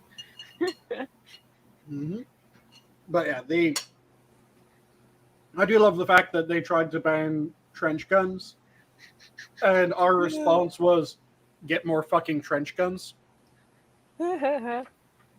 Also, do you guys know one of the few weapons that was banned 3 separate times by an international group in history? There's one weapon banned 3 times by an international group. Anyone care to guess? The train artillery? No. Oh.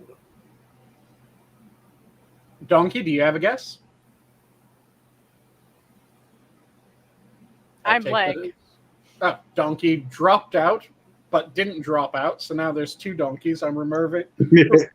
Oh no! You have a doppelganger. Oh no!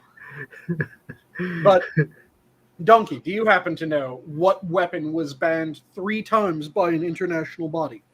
Not by the same international body, but by I think, 3 different international bodies. Weapons? One weapon was banned 3 times by 3 different international bodies. That sounds similar to like the hollow point ban attempts. There's a couple of those. As far as a weapon being attempted 3 times, I can't 3 recall times. exactly. And it wasn't attempted. It was successfully banned, but no one paid attention to it several times. Then I'll return to my hollow point guess. So you're guessing hollow point? Jen, do you have a guess? No. It is the triangular knife. Of course. Which, let me quickly double check. I think the German engineer field knife might be a triangular blade. Wait, like one of those triangle blades that ninjas use? No. A triangular It's a- cross section. It's a blade geometry used in some bayonets, and Yep, it was used in bayonets. It was used in certain knives, and Valine had it of the tri-tip bayonet. It's used in bayonets. It's used in certain knives. One of the most recent and best known example of a triangular blade knife is the SAS knife during World War II. It was a triangular cross-section knife. And the reason is a wound inflicted by a triangular knife is obscenely hard to actually treat, because you need to sew it in such a weird fucking way, and it creates just an absolutely horrendous wound channel in the person. Seal up any back end, pour about 0.5 gram of black powder on it and light it up. There you go, it's sealed. And I'm not joking. That's how they did it. You'd have to keep it open the entire time so that you don't end up developing pressure, or else you've just widened the wound rather than cartilizing it. Fair enough, but you get what I'm getting at. Yeah. There were And what I meant by sealing it closed is make sure the black powder doesn't go in the bayonet channel. Yep. There were ways that it could be treated, but it was an absolute son of a bitch to treat. So a stab wound inflicted by a triangular cross-section knife is more likely to result in a bleed out than pretty much any other cross-section. I'd argue that the cuneiform is deadlier, but it's much more difficult to get right. The cuneiform cross-section? Or Yeah, cross shape. I bet you Cross shape. I bet you God damn it. The fucking scribes of Mesopotamia had the same idea. Shut. And the cross ones were easier to seal because it was effectively a double standard cross section for the cross ones. It would just create an X hole, which you could then stitch like it was 2 separate lines, versus the triangular, which ends up opening the wound in a rather horrendous way. Now here's a weird question. Why did they ever come up with twist bayonets? Also, do you guys know what 3 governing bodies tried to ban the triangular blade? British, German, American? Nope, these are international bodies, so not just nations. Poland? No. That would still be a Some nation. coalition. Sealand. None of those are exceeding a single nation. Like I said, it's an international group. Hey, I said the 7th coalition. Yeah, I'm pretty sure the people That in one Sealand does don't want exceed, that, but that that's type not of correct. They Bayonetta. I mean, I 3 like different Bayonetta. the three different groups that tried to outlaw the triangular knife were the Catholic Church during the Middle Ages tried to outlaw triangular knives. Then it was the League of Nations tried to issue a ban on triangular knives. And the UN has tried to issue a ban on triangular knives. The UN through the Geneva Conventions. One of the later ones. I think that's one of the fairly early ones, actually. I think that was The one of the ones shortly after the first three Geneva Conventions predates the League of Nations. Oh, okay. So one of the ones shortly after World War II. Let's phrase it that way. Yeah, I was about to say. Or it might have been, rather than the League of Nations, it might have been one of the early Geneva Conventions and was an outlaw. And yes, they also outlawed at the same time the cyclone blade, or shortly thereafter, the triangular, where the cyclone blade was outlawed. And for those who don't know what the cyclone blade is a spiral knife. Again, I don't know why people didn't come up with spin blade, rotated blade edge bayonets. Those bitches make horrid wounds. Well, you wouldn't want to do that on the bayonet because then you'd end up having to corkscrew your bayonet as you stab a person, or corkscrew your rifle as you stab a person.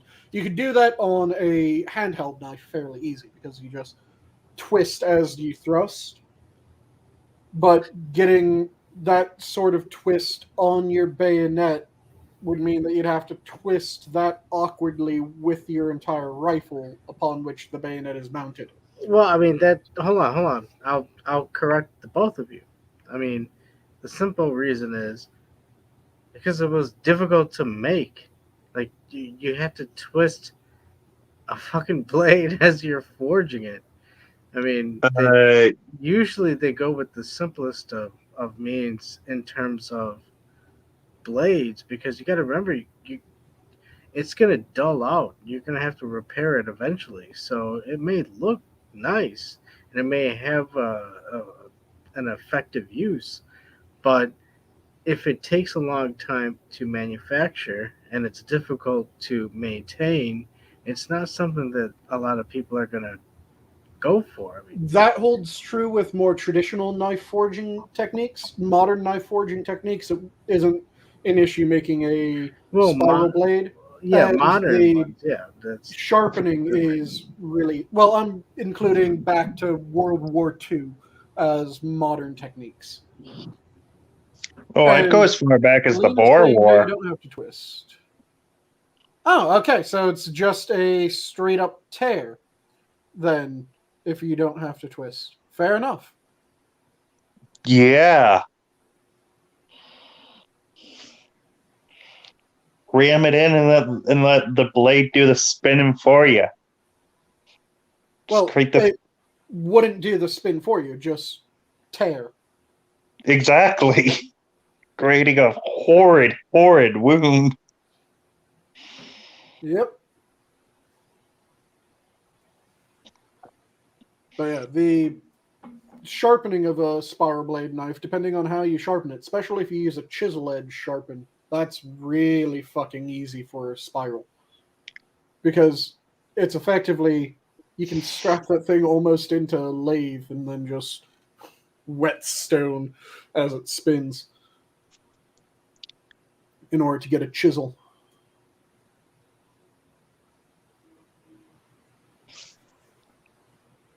But yeah, it's one of my favorite things that the triangular blade knife was outlawed 3 times internationally. Fortunately, the general prominence of the standard blade geometry has sort of done it for them. Mm-hmm. Also, I find it... Oh, yes, and you're basically doing a reverse blender. Yes.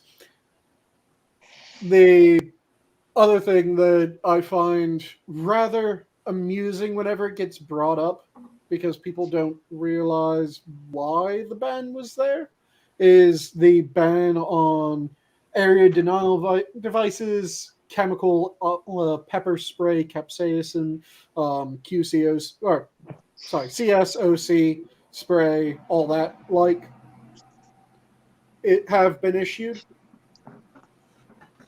Which, do you guys know why that's banned internationally when it comes to warfare, but why it's allowed internally? The general ban on chemical weapons. So that was originally the case. It was originally caught up in the general ban on chemical weapons. But then they went in and they did an explicit ban on crowd control devices. Do you know why? I would like to know why. Because their stated aim seems to be more against civilian targets in nature. No. It was their ability to be used to set up absolute butchers. Because if you have, for instance, an enemy that has taken up a fortified position,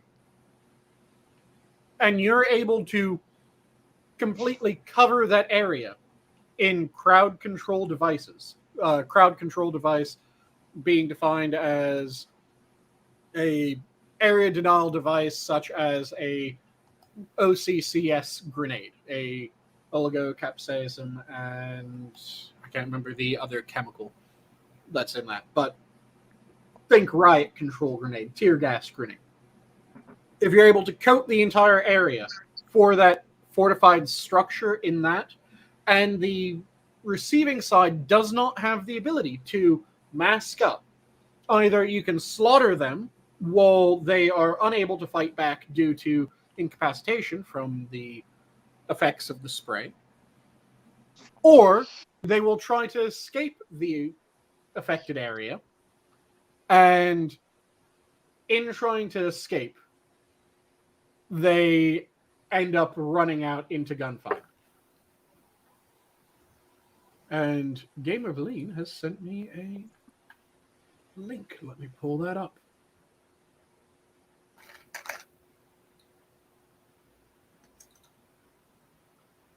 And it is a link on the Microtech Jagged Commando. Letting that page load in the side window while I'm continuing on. Oh shit, you got As a it virus. They literally pour it on your computer. And yes, chlorine is also a banned gas. Most of the other ones are chemical weapons such as chlorine, mustard gas, all that Phosphine. good shit. But it is the ban on crowd control devices is because they can be used in order to set up absolute goddamn slaughters. And that is a fucking gorgeous knife, Valine. She sent me one of the spiral blades. Here, I'll quickly copy this over and I'll... Dude, don't we have the ability to show this imagery? Yep, which is what I'm currently setting it up to do, because I opened it in a side browser and I'm popping it over to the proper browser in order to share. Hey, don't you say hi to me, Johnny Hellcat, because I'm going to say hi to you. Hello, Johnny. How goes? And share.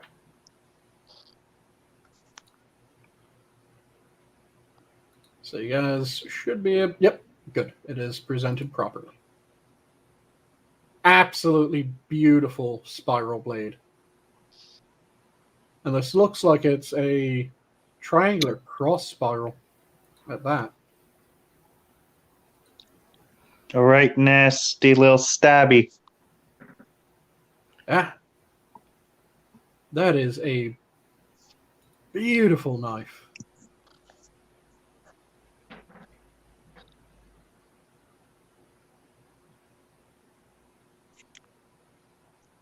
And yep, it is a triple blade spiral. So this one would have been outlawed several times over by international groups. 3 times for being triangular, and then an additional time for being a spiral. Yeah, sorry, I might have missed this part of it, but Gamer Valine was talking about the chlorine as the other banned gas. I thought the other one was mustard gas. Well, chlorine is one of the other ones that's banned by name. A Mhm. lot of the others are a catch-all under the general chemical weapons ban. Yeah. Like, So I just there's remember they talked about mustard gas a lot, and I think it was because they liked the name. What about white phosphorus? Oof. Willy Oh. Pete, I think they've had several attempts at banning Willy Pete, but Oh, I'm not sorry. sure- Is that a faux pas type of? to say type of white thing? phosphorus? I don't know. We were just talking about Not me. twisted triple-sided blades and shit. Fucking, I thought everything was open. Yeah, So all of a sudden, Willy Vanilli is Willy Pete. It's Willy Petey. one of the ways that the white phosphorus grenades are referred to. Whoa, Willy Vanilli, Willy Petey. Actually, that's a good one I can ask you there, Sanguine. I've never actually known what was in mustard gas. Like Gamer Valine was saying there's chlorine in it. I don't doubt that. It's one of those things where, like, when they talked about it in school, they didn't necessarily go into depth unless you took that course. You know what you also cannot talk about? You can't talk about the C virus that's going around right now. Mm-hmm. Yeah, so there you go. It's right up there. I mean, I wouldn't ask fucking for up there. everything that's in there, Sanguine. That's not really what I'm asking for. I just don't know what's And actually in polio. mustard Yes. gas. Mustard gas is sulfur mustard. It's a compound, and it can get. You can add in other things and add in things to make it more deadly as well. But the base is sulfur mustard, which is its own compound. Yeah, you just don't piss on mustard and you'll be good. Yeah, didn't that stuff like burn or something? I can't remember. Like this is like shit I remember from like years. Yeah, it did burn. Like, And you add in some phosgene, even after it's treated, your lungs are liquefied. yeah. Yeah, it effectively breaks down a shit ton of your respiratory system. Yeah, I remember the gas mask when I was a kid, just because we had a pretty decent old military store where you could go in and legit buy like old equipment. Hold And, on, do you remember the gas mask? Yeah, they had some. Yeah, they had some. Did they ran you through gas mask drills? No, in schools or? no. I went to a store where they sold those things. Oh, wait. They were like historical, like old. Oh, outfits. okay. Yeah. I mean, it was part of a museum too. We do actually, have a pretty decent military museum up here too, because we train. We used to train up in Alberta for wasn't it like it was something retarded like seafair? Yeah. I never understood it. I was like, we're in the prairies. Where are you doing this seafair down the Elbow River? But yeah, mustard gas in and of itself tends not to have the highest mortality rate. It has a lot of nasty effects as it continues to... Yeah. As you have continued exposure, since it takes a while for it to be processed out. So the starting symptoms are skin irritation, eye irritation, pain, swelling, and tears, of course. Respiratory tract irritation, so it stings and roughens all your mucosal membranes, causing runny noses, sneezing, hoarseness, bloody noses, sinus pain, shortness of breath, coughing, and that coughing can last anywhere between 12 and 24 hours of mild exposure. And more severe exposure takes in a hell of a lot quicker. Just a quick interjection. I don't know if it's true or not, but I read somewhere once a long time ago that that's the reason why a lot of soldiers in World War I had a shorter mustache, and that's why Hitler had a shorter mustache because To make a easier fit for gas masks. of the gas mask. Yeah, I mean before that it was you wanted a big mustache, but then once you started going in the front lines, you're like, oh shit, and so you had to shave it. And that's history. The truth. I believe that's where the British regulation on clean shaven for ground forces actually comes from. Yep. And the whole thing with old Adolf, it was to mimic Charlie Chaplin in the mid-20s. Don't you He dare! he had a full muzzle during the First World War. He did. Yeah. You end up having to get effectively a goatee if you want a real good fit with most gas masks. Sometimes, depending on the characteristics of your facial hair, you can get away with more than that. But for the average person, you need it as no more than a goatee. And I stress that for some people, they're able to get a good fit even with a rather prominent beard, is because, as I think everyone currently in stream knows, and maybe many of the people outside or listening in know, but perhaps not all, I was a corrections officer for about 2 years. And part of that was I would work in SEG and various other sections, and when we went in for room extractions, cell extractions, we would need to be able to get a gas mask on and have it be a good fit. Also, we got tested in the chemical shack. And so what did they do for the women, though? Because we don't grow beards naturally. Well, you don't need to have Okay. facial hair. It's like if you have facial hair Okay. and it exceeds. I was picturing you guys like putting like temporary beards on ladies and like. No, it's like I said, Jen. It's if your facial hair exceeds a goatee, ladies. then most of the time you aren't able to get a good seal. But if you ever talk to any ladies from there, you should tell them I mentioned that, because they should do that as a troll for fun. I'm not gonna talk to no bearded ladies. You just think you're talking to one of your coworkers, and then she pulls down her mask, and oh look, she just has a temporary beard. But yeah, depending on the characteristics of your facial hair, you can still get a good fit even with fairly prominent facial hair. I mean, Adam saw the beard I had while I was working there. No. And I have, Adam, would you agree? I have effectively somewhere in between the wizard and dwarven beard. Yes. When it comes to length. Yes, I would agree.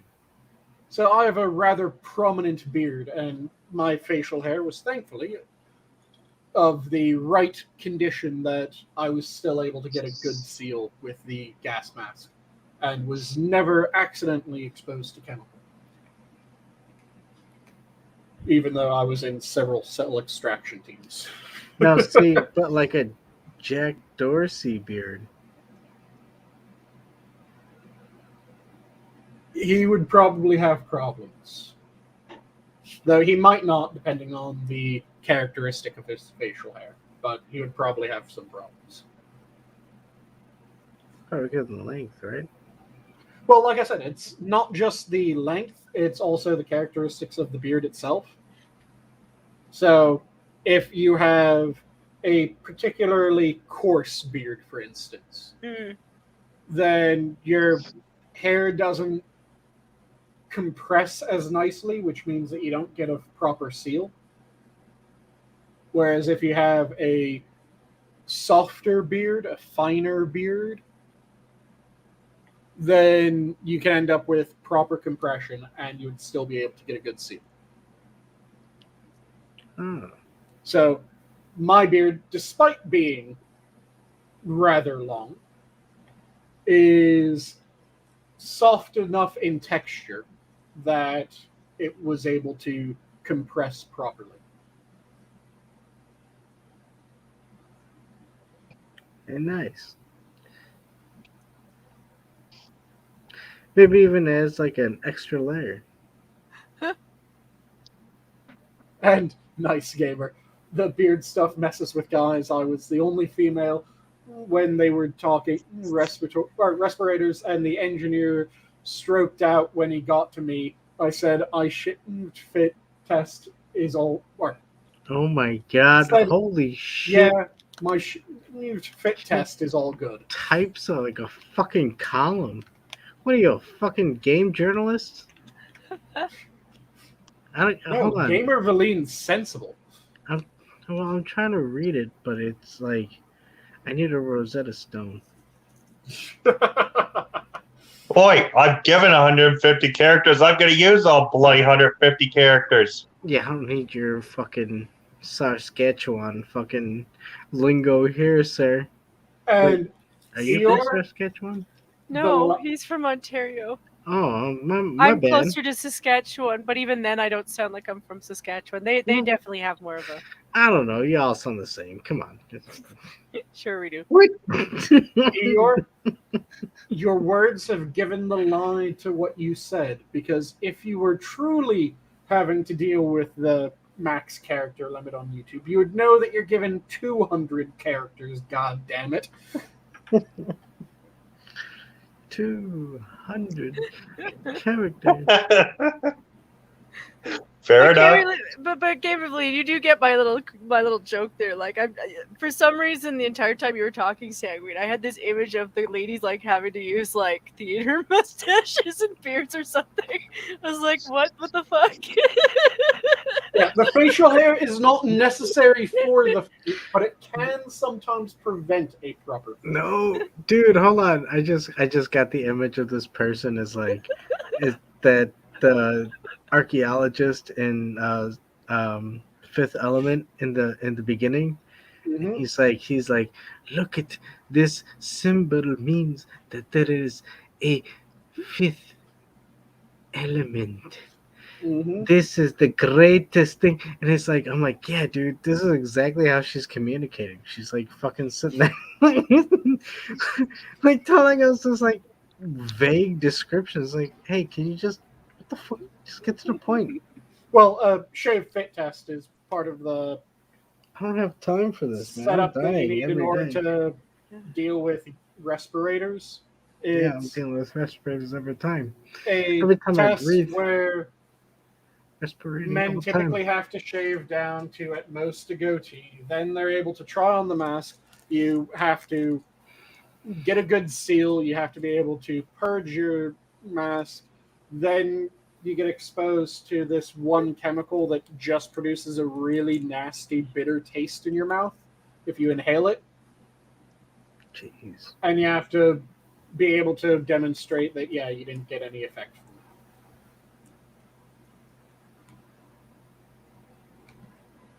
it. And yes, the aviation mask has a much higher seal limit than a lot of other masks. How many characters did it take you to say that? Less than the other one. Did it take me to say that, or did it take her to say that? Oh no. Because I constantly end up running into that character limit, which is why most of the time when I'm commenting in a stream, it will be the jankiest, punctuationless sentence imaginable, because I am at that, okay, 200 characters are used, I need 10 more. What can I remove from this sentence and still have it kind of work? Periods and apostrophes die first. Yep. As do commas. So I have really probably stupid things that I'm just about to say, but I can't help the imagery is there. Oh no. But I'm thinking about like deep sea diving. Let me get my camera. No, you can get your camera. Okay, But like let me deep sea record it. diving, right? So yet again, there's a mask involved. Like Yep. there's different types. Like there's snorkeling, which is different. Like you're not. I mean, you're going deep, but you're not really going deep. But deep sea diving and being different, like you have to be sealed. But I always kind of think about the fact that whales seal every single one of their holes when they deep dive. We don't. I kind of find that amazing that we don't really have to worry about our butt head when it comes to that. Or do we? Like, is that a thing with the pants that I don't know about? I believe that the involuntary sphincter seals up quite well. Yes. Hold on. Did you just imply that we breathe with our A? No, I'm implying that Well, you're. Yeah. There was. What the? I'm trying to remember the guy's name. There was a guy during the 20s, or it was either the 20s or just before the 20s. Hold on. He was literally a fartist. Sanguine. If you go diving, all you have to do is clench your butt cheeks, and you can swim indefinitely. Well, it's just like Just that was like a my thinking whale. for a second there. Like, I mean, when you really think about it, most like sea animals that live in the sea No. have minimal holes for a reason, And then I think about our species and the shit that we get away with, and I'm like, wait a minute. Do they actually cover that? I don't know. I've never gone deep sea diving. I do live in the prairies. Thank you very much. And I was right. It was in the 1900s through like 1920s.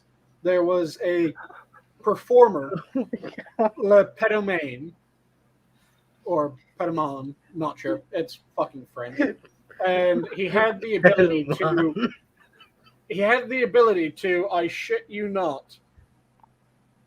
Inhale a. Hopefully not deep sea diving. Inhale an amount of air through his asshole so that he could expel it at his desire. And he found this out when he ended up sucking up a portion of seawater into his lower intestine. Whoa. Sorry, like I don't get these thoughts for no reason. Like I remember this program that I watched when I was a kid, and it was one of those things where like odd ways that people have died over the years. And it was this one where this guy jumped off a cliff, and because of the way he landed in the Air Force, it kind of caused the water to like pierce him, like it like shot up him, and so he yeah, oh yeah, it shot him up his ass. Yeah, you think he like the worst enemy? Yeah.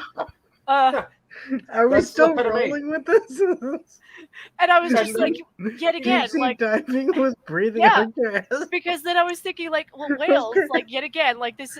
I'm sorry, it always comes back to Oregon and the whale that you guys blew up, because it's one of those things where you realize that if a whale's stuck on the land and the holes are sealed, they become a gas pot, Hold on. and they're hold on. designed that way for deep diving. Hold on. So We're does not that, designed for deep diving. does that mean that somebody who is very I want to ask a professional this prolific because I'm sure they in- actually have an answer for in me. taking it up the ass that they since it's so loose and big that they may be able to take deeper breaths and go into deeper. Lepédomain literally had a Hold on, traveling this is a show mermaid. where he This is would what you were talking about. play the ass trumpet. What the fuck?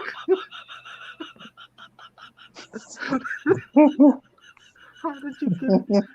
Sorry. I want to take this conversation even weirder. I'm sorry, Sanguine.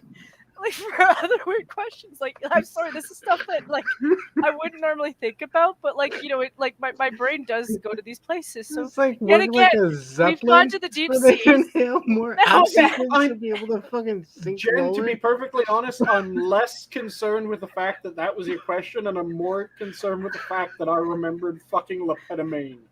Oh my Well, like my next image is like, say some guy was out in outer space and he was like, okay, well it's sealed to my body, but what would be funny is if I mooned the planet from outer space, and I'm like, like outer space, and I think of exposing any kind of holes, I'm automatically thinking of your guts being ripped out for some reason. I poop out of this one, so that And makes give him- sense. Gamer Valine, that has more to do with the fact that they're in the Navy than it does that they're underwater. Oh no, Oh, no, no! I shit. think No. I really need to write Now William Gamer's gonna Shatner. tell us how a submarine works. I I really just want to want to know write. how. I just want- No, I Gamer just- and I were just making a gays in the Navy joke. Whoa, whoa, No. whoa, Well, whoa. okay. Hey, there's gays everywhere. Okay. I really want to write They're- William Shatner and tell him he lost out they're on a brothers really and good sisters. chance to moon George Takei Big from time. outer space. Because I don't know, could he? I don't know how those capsules work, but could he have done that in one of those? Depending I don't know. on if they were over the American landmass and if the window was turned down, then yes, he could have stuck his ass to the window and technically been mooning all of North America. I mean, gratefully he didn't do that, but you get where I'm going with this, right? At some point in the future, Americans, I do not doubt some asshole is going to go up there, and they are absolutely going to do that. Drive-by moonings were a thing, Mr. Adam. You might not have committed those, but you know at least somebody who did. No, I've done a few drive-by moonings myself, but But you know, some jackass is going, I'd love to do that from outer space. It's kind of like how I'm almost positive that there's been at least one guy who's gone up onto the top of Mount Everest Mhm. and then taken enough Viagra so that he could actually get it up, laid down, so that the highest point on Earth is his own dickhead. Right? I don't mean to go to weird places, but like there is a little part of me that's a little scientific. Like legit, if somebody was out in space, because those suits are meant to cover your body, like they're thick, like they're it contains the air, like that's how the circulation goes. But like if you could seal it to your butt, could you get away with that? I think the answer is no, but I'd still like to ask an astronaut that just to see them like look at me like what. well, I mean, at that point, you could probably say, "Hey, is there a way you can make a portion of this see-through, and then I can just like an old school Yep. underoos, just like uncover the flap, and then as I'm sitting in space, just like, hey, do do do do do do do." We gotta Wait, work on this. This is like ideas for things that at least one person would want to do. I think we are striking on this episode. Let's mark it down. Yes, Main of the Zoo, 1440. 3 times rough. We are striking all of the important knowledge pinpoints that we should be going for. Weird science questions that people don't necessarily ask because they're weird. They're probably dumb. I'm not gonna lie. Everything I said tonight was pretty dumb. They're still too that part of afraid to ask these questions. These are important questions that we are asking, and you know what? We are the spearhead of this. This is, I mean, I don't know about you, but this is what I'm thinking. And there have been experiments on what's it like fucking in space. Yeah, well, I'm pretty sure they already done that. Like I said, there have already been experiments. Captain James T. Kirk fucked everybody on that fucking spaceship. Once they turned the cameras off, he was like, "All right, guys, you know the drill." Like I said, there have already been experiments as to the efficacy of fucking in space. Yeah. Be polite. Yeah, that's human science experimentation. That it's not that I'm opposed to it, but that's a lot of consent that you have to give because what if you did conceive in space? Would that fuck up the kid? Would it be different? Because there's a space kid. See, the part that I'm more concerned about when it comes to science is we found out that if you piss on nanocarbon tubes, they generate energy. Do you know how much it costs in order to make nanocarbon tubes? Hold on. Who the fuck decided to piss on him? Exactly. No. That's my question. Someone made nanocarbon tubes, which costs a fair chunk of change, at least at the time this experiment was done, and then not only did they make nanocarbon tubes, they then decided to hook it up in order to determine whether or not they were producing electricity. And then someone pissed on them. I'm just saying, damn well that at some point they were like, you know what, we need to see what happens of conception in zero gravity and how that affects the connection of a sperm and an egg. And Assumedly so, not a major effect. Hold on. And this creation that they did, because this was late 80s, early 90s. So this creature's around and it's leading the fucking Persians. This is the fucking it's a deformed. And Jen, joke. I just That was misread your message there. Rather than never piss off your staff before you fire them, I read that as never piss on your staff before you fire them.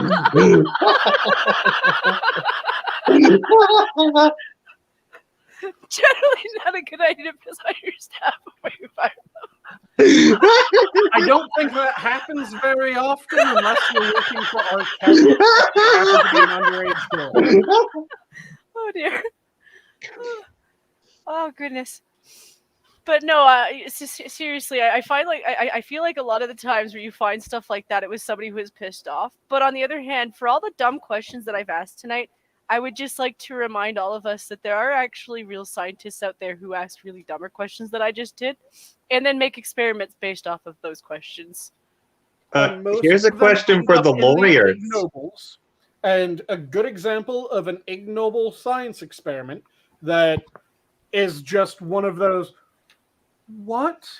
Why is my favorite example of an ignoble science experiment, which was testing the friction coefficient of sheep on various surfaces in the Australian outback.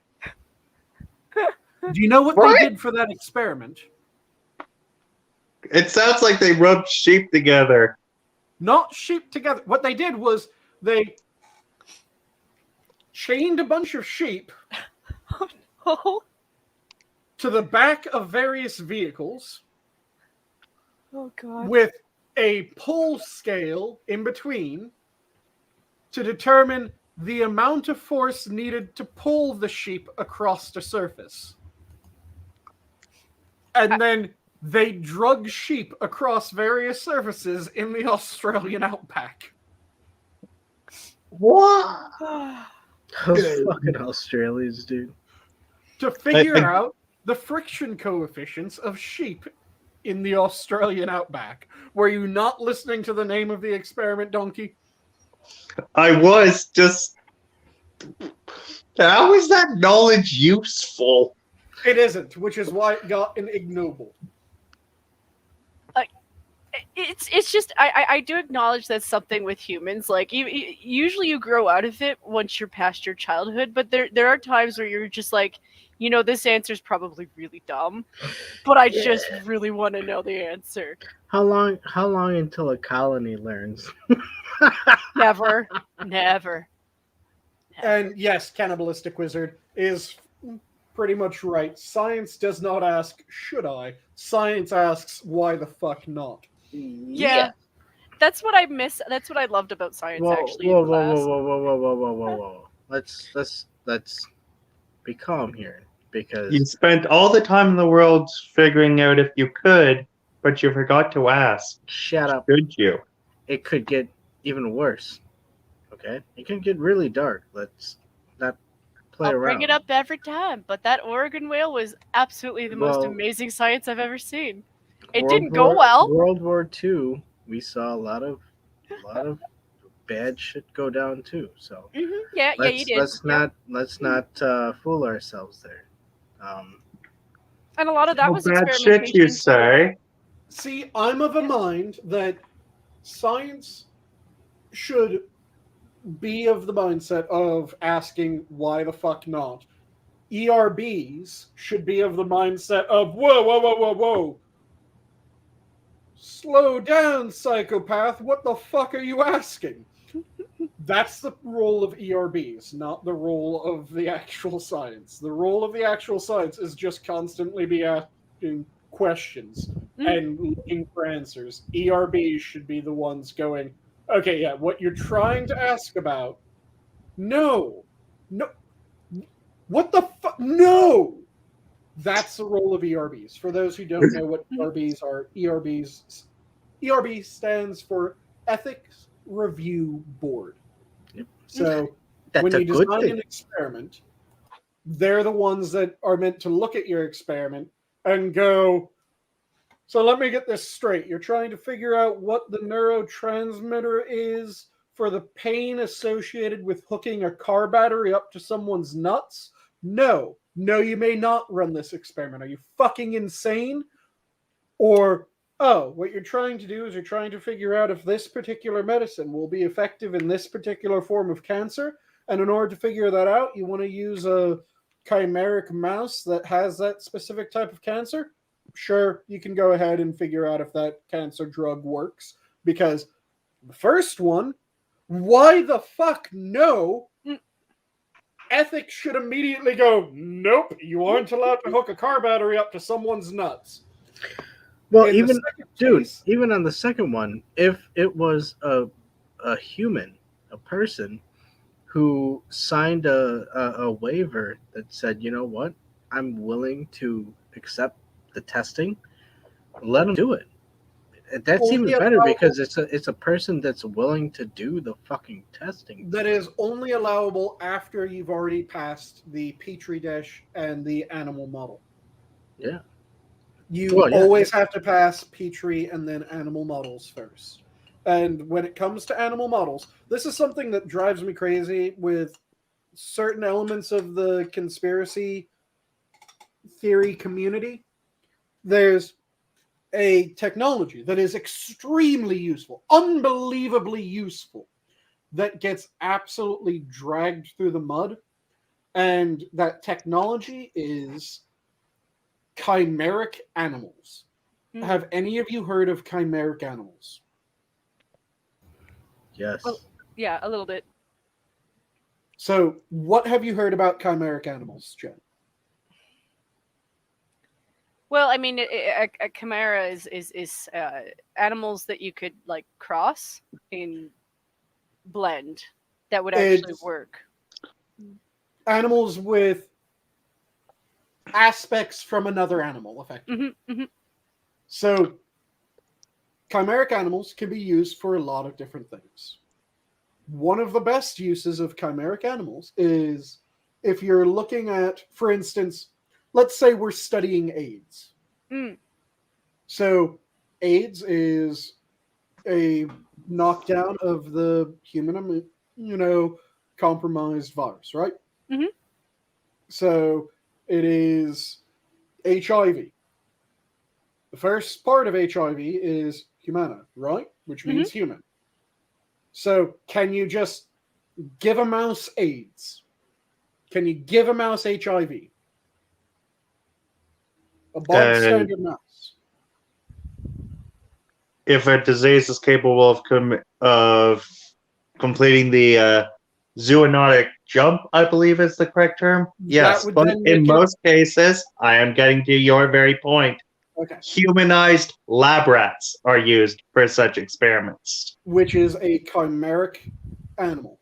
So you can't give a standard mouse HIV. And the reason is because even if you were able to get a form of HIV that was able to make that particular zoonotic jump, it is no longer the bog standard HIV that you're studying. Yeah. So what you do is you used humanized mice. Another way of referring to humanized mice is chimeric mice. What you do is you design a mouse that has a human immune system. So that it has human white blood cells, human T cells, human, all that good shit, right? Now you can expose that mouse to HIV and have it start fighting HIV as if It was a infection that the mouse should be able to get normally. Mhm. Because it has a human immune system, and HIV is able to affect the human immune system. So now in that example, you're able to test out different drugs and figure out which one works. Once you figure out that that one works in your humanized mouse or in your chimeric mouse, then you're able to move on to additional testing. That is an absolutely brilliant bit of science there. It cannot be done in everything, but where it can be, fuck yes, that's amazing. It gets a bad rap because there are unethical uses of tech, because of course there's unethical uses of tech. There's unethical uses of pretty much every single tech that we've ever developed. Mm-hmm. There's unethical uses of how to make peanut butter, for Christ's sake. Because, good example of an unethical use of peanut butter technology, you know someone's allergic to peanuts. Mm-hmm. You give them peanut butter. That's an unethical use of peanuts. Oh, I was thinking something along the lines of aerosolized peanut butter protein. Yep, you can do that as an unethical version of it. There's a lot of unethical uses, but the unethical uses are not sufficient to discredit the entire science. And there's a lot of people that try to make it sound like any time that a chimeric species is made, any time that a chimeric example is made, that is necessarily something profane. And I have a problem with that because they are so fucking useful. Well, sometimes I wonder if it isn't like, I don't mean to point fingers at necessarily religious people, because the left does it too now. They do. The crazy ones do. But it's like you say something is a chimera, and I feel like they actually get the mythical creature in their head, and like that's not what we're talking about. Like I really legit think people do that in their heads. This is not something that we'll need to slay by finding Pegasus and then getting a spear with a lump of lead on the end to throw down its throat as it's breathing fire.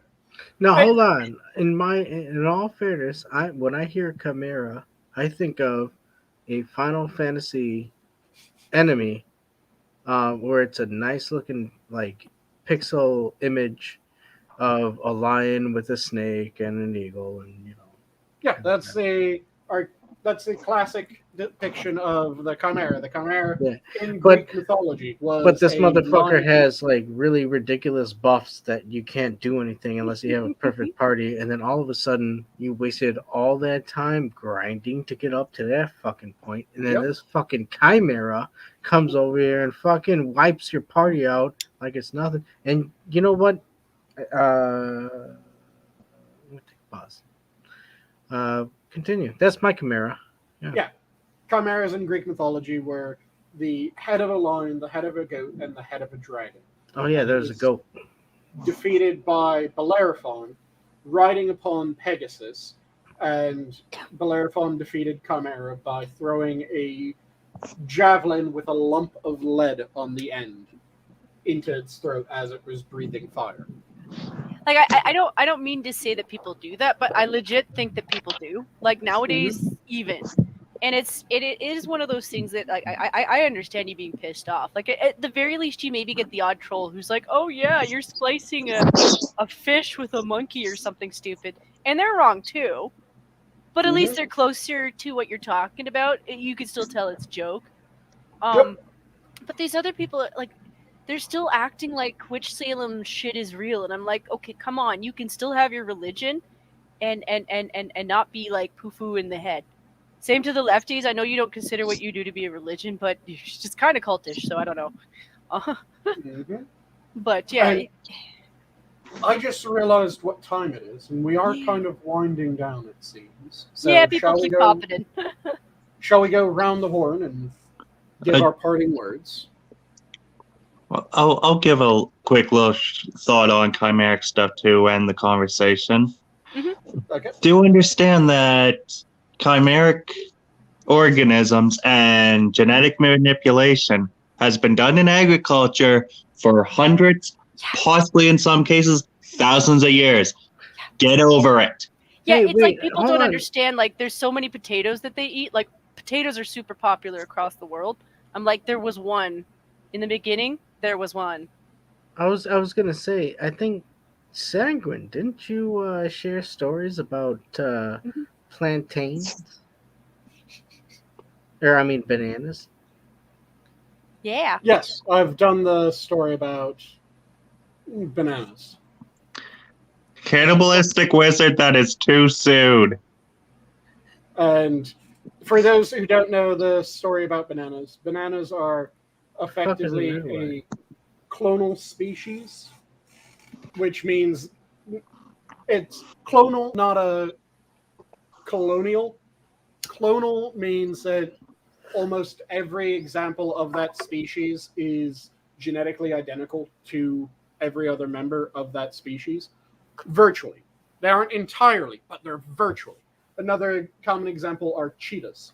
Cheetahs are almost a clonal species. They have a ridiculously shallow genetic pool.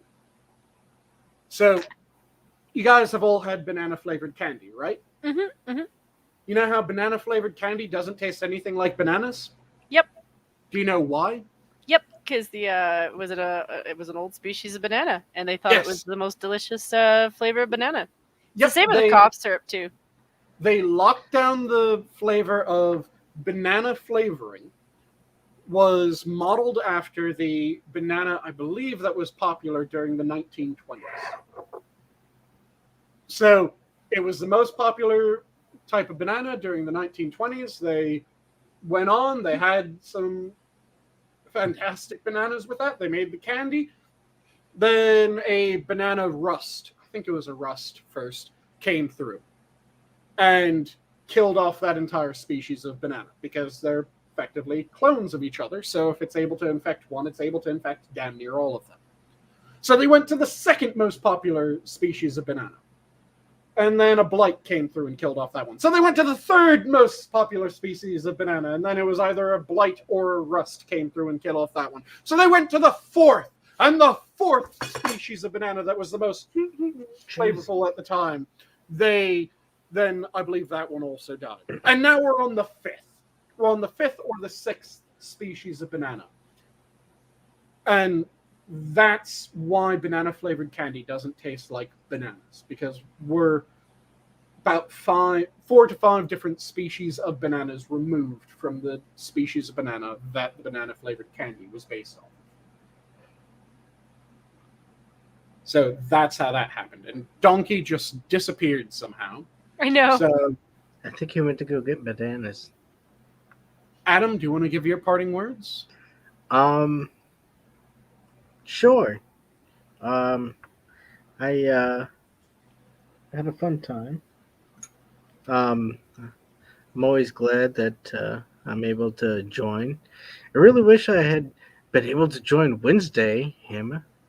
Fucking Hammer. But yeah, Jen. Whatever. I'll remember this. Your show could have had a little extra flair, little Spanish flair, but either way, I appreciate you letting me on. Always good having you. Yep, and I wish Eeyore stayed on because I would have said, "Hey, man, I enjoyed chatting with you." But other than that, hope everybody had a good time. God bless y'all, and I love y'all. Take care. Copy that. So, Jen, you want to go? All right, so I got 2 things to say. The first one is a joke because the shit is bananas, BANANAN. And the second thing is, like, I'm not saying this is something that's necessarily going to happen, but I have had a couple chats with Bloodwing because he's still a really ridiculously busy guy. Like, the store that he's currently working at can't seem to keep staff, so he doesn't have a consistent schedule. But I talked to him the other day to try to put it into his head that the Wednesday shows are at an earlier time, just because he's playing by the "I have to work early, I am an old man" rule, and I want to Mhm. respect that, because I wouldn't want to stress out somebody who's actually working and feeding his family. But I did mention to him that if down the road, in the next couple months, if he finds he has some time, that there's a lot of people who'd like to chat with them, and Wednesdays aren't really that long to begin with, so. Mhm. Yeah. I mean, I'll have to mention it to Hammer too, just because I don't believe in surprises either. But like I said, I just wanted to put it in his head because I know a lot of people on the internet desperately miss Bloodwing. I know I do. I just. Yeah, me too. Mhm. And then because Donkey still hasn't returned, so I'm going to Mhm. write him off as he is gone for the night. Good I night. will. Good night, Donkey. Hey, Donkey, it was fun. It was fun chatting with you. Mhm. I Sorry, I will once again share the new food Twitter account that I started up, and this is a place where you can ask me any questions when it comes to food or cooking, see the sorts of things that I make, get tips or perhaps inspiration on what to cook or how to cook it. And in the future, it'll be where you can find any new cooking content that I'll be putting out. And it is this Twitter, Aceberg's Kitchen. And over there, just call me Ask. Then also, and Donkey's frowning in chat rather than getting his ass back in, so I hold to my I'm just writing him off as gone. So I'll end off with my standard. If you're passionate about something, make sure that you devour it. Don't let it devour you. And with that, have a good night, all. The zoo is closed. Have a good night, guys. The shit is bananas. This is when you say goodbye, Adam. Huh? Say goodbye. Banana? No, not goodbye. Say goodbye, Adam. Say goodbye, Adam. There we go. That's close enough.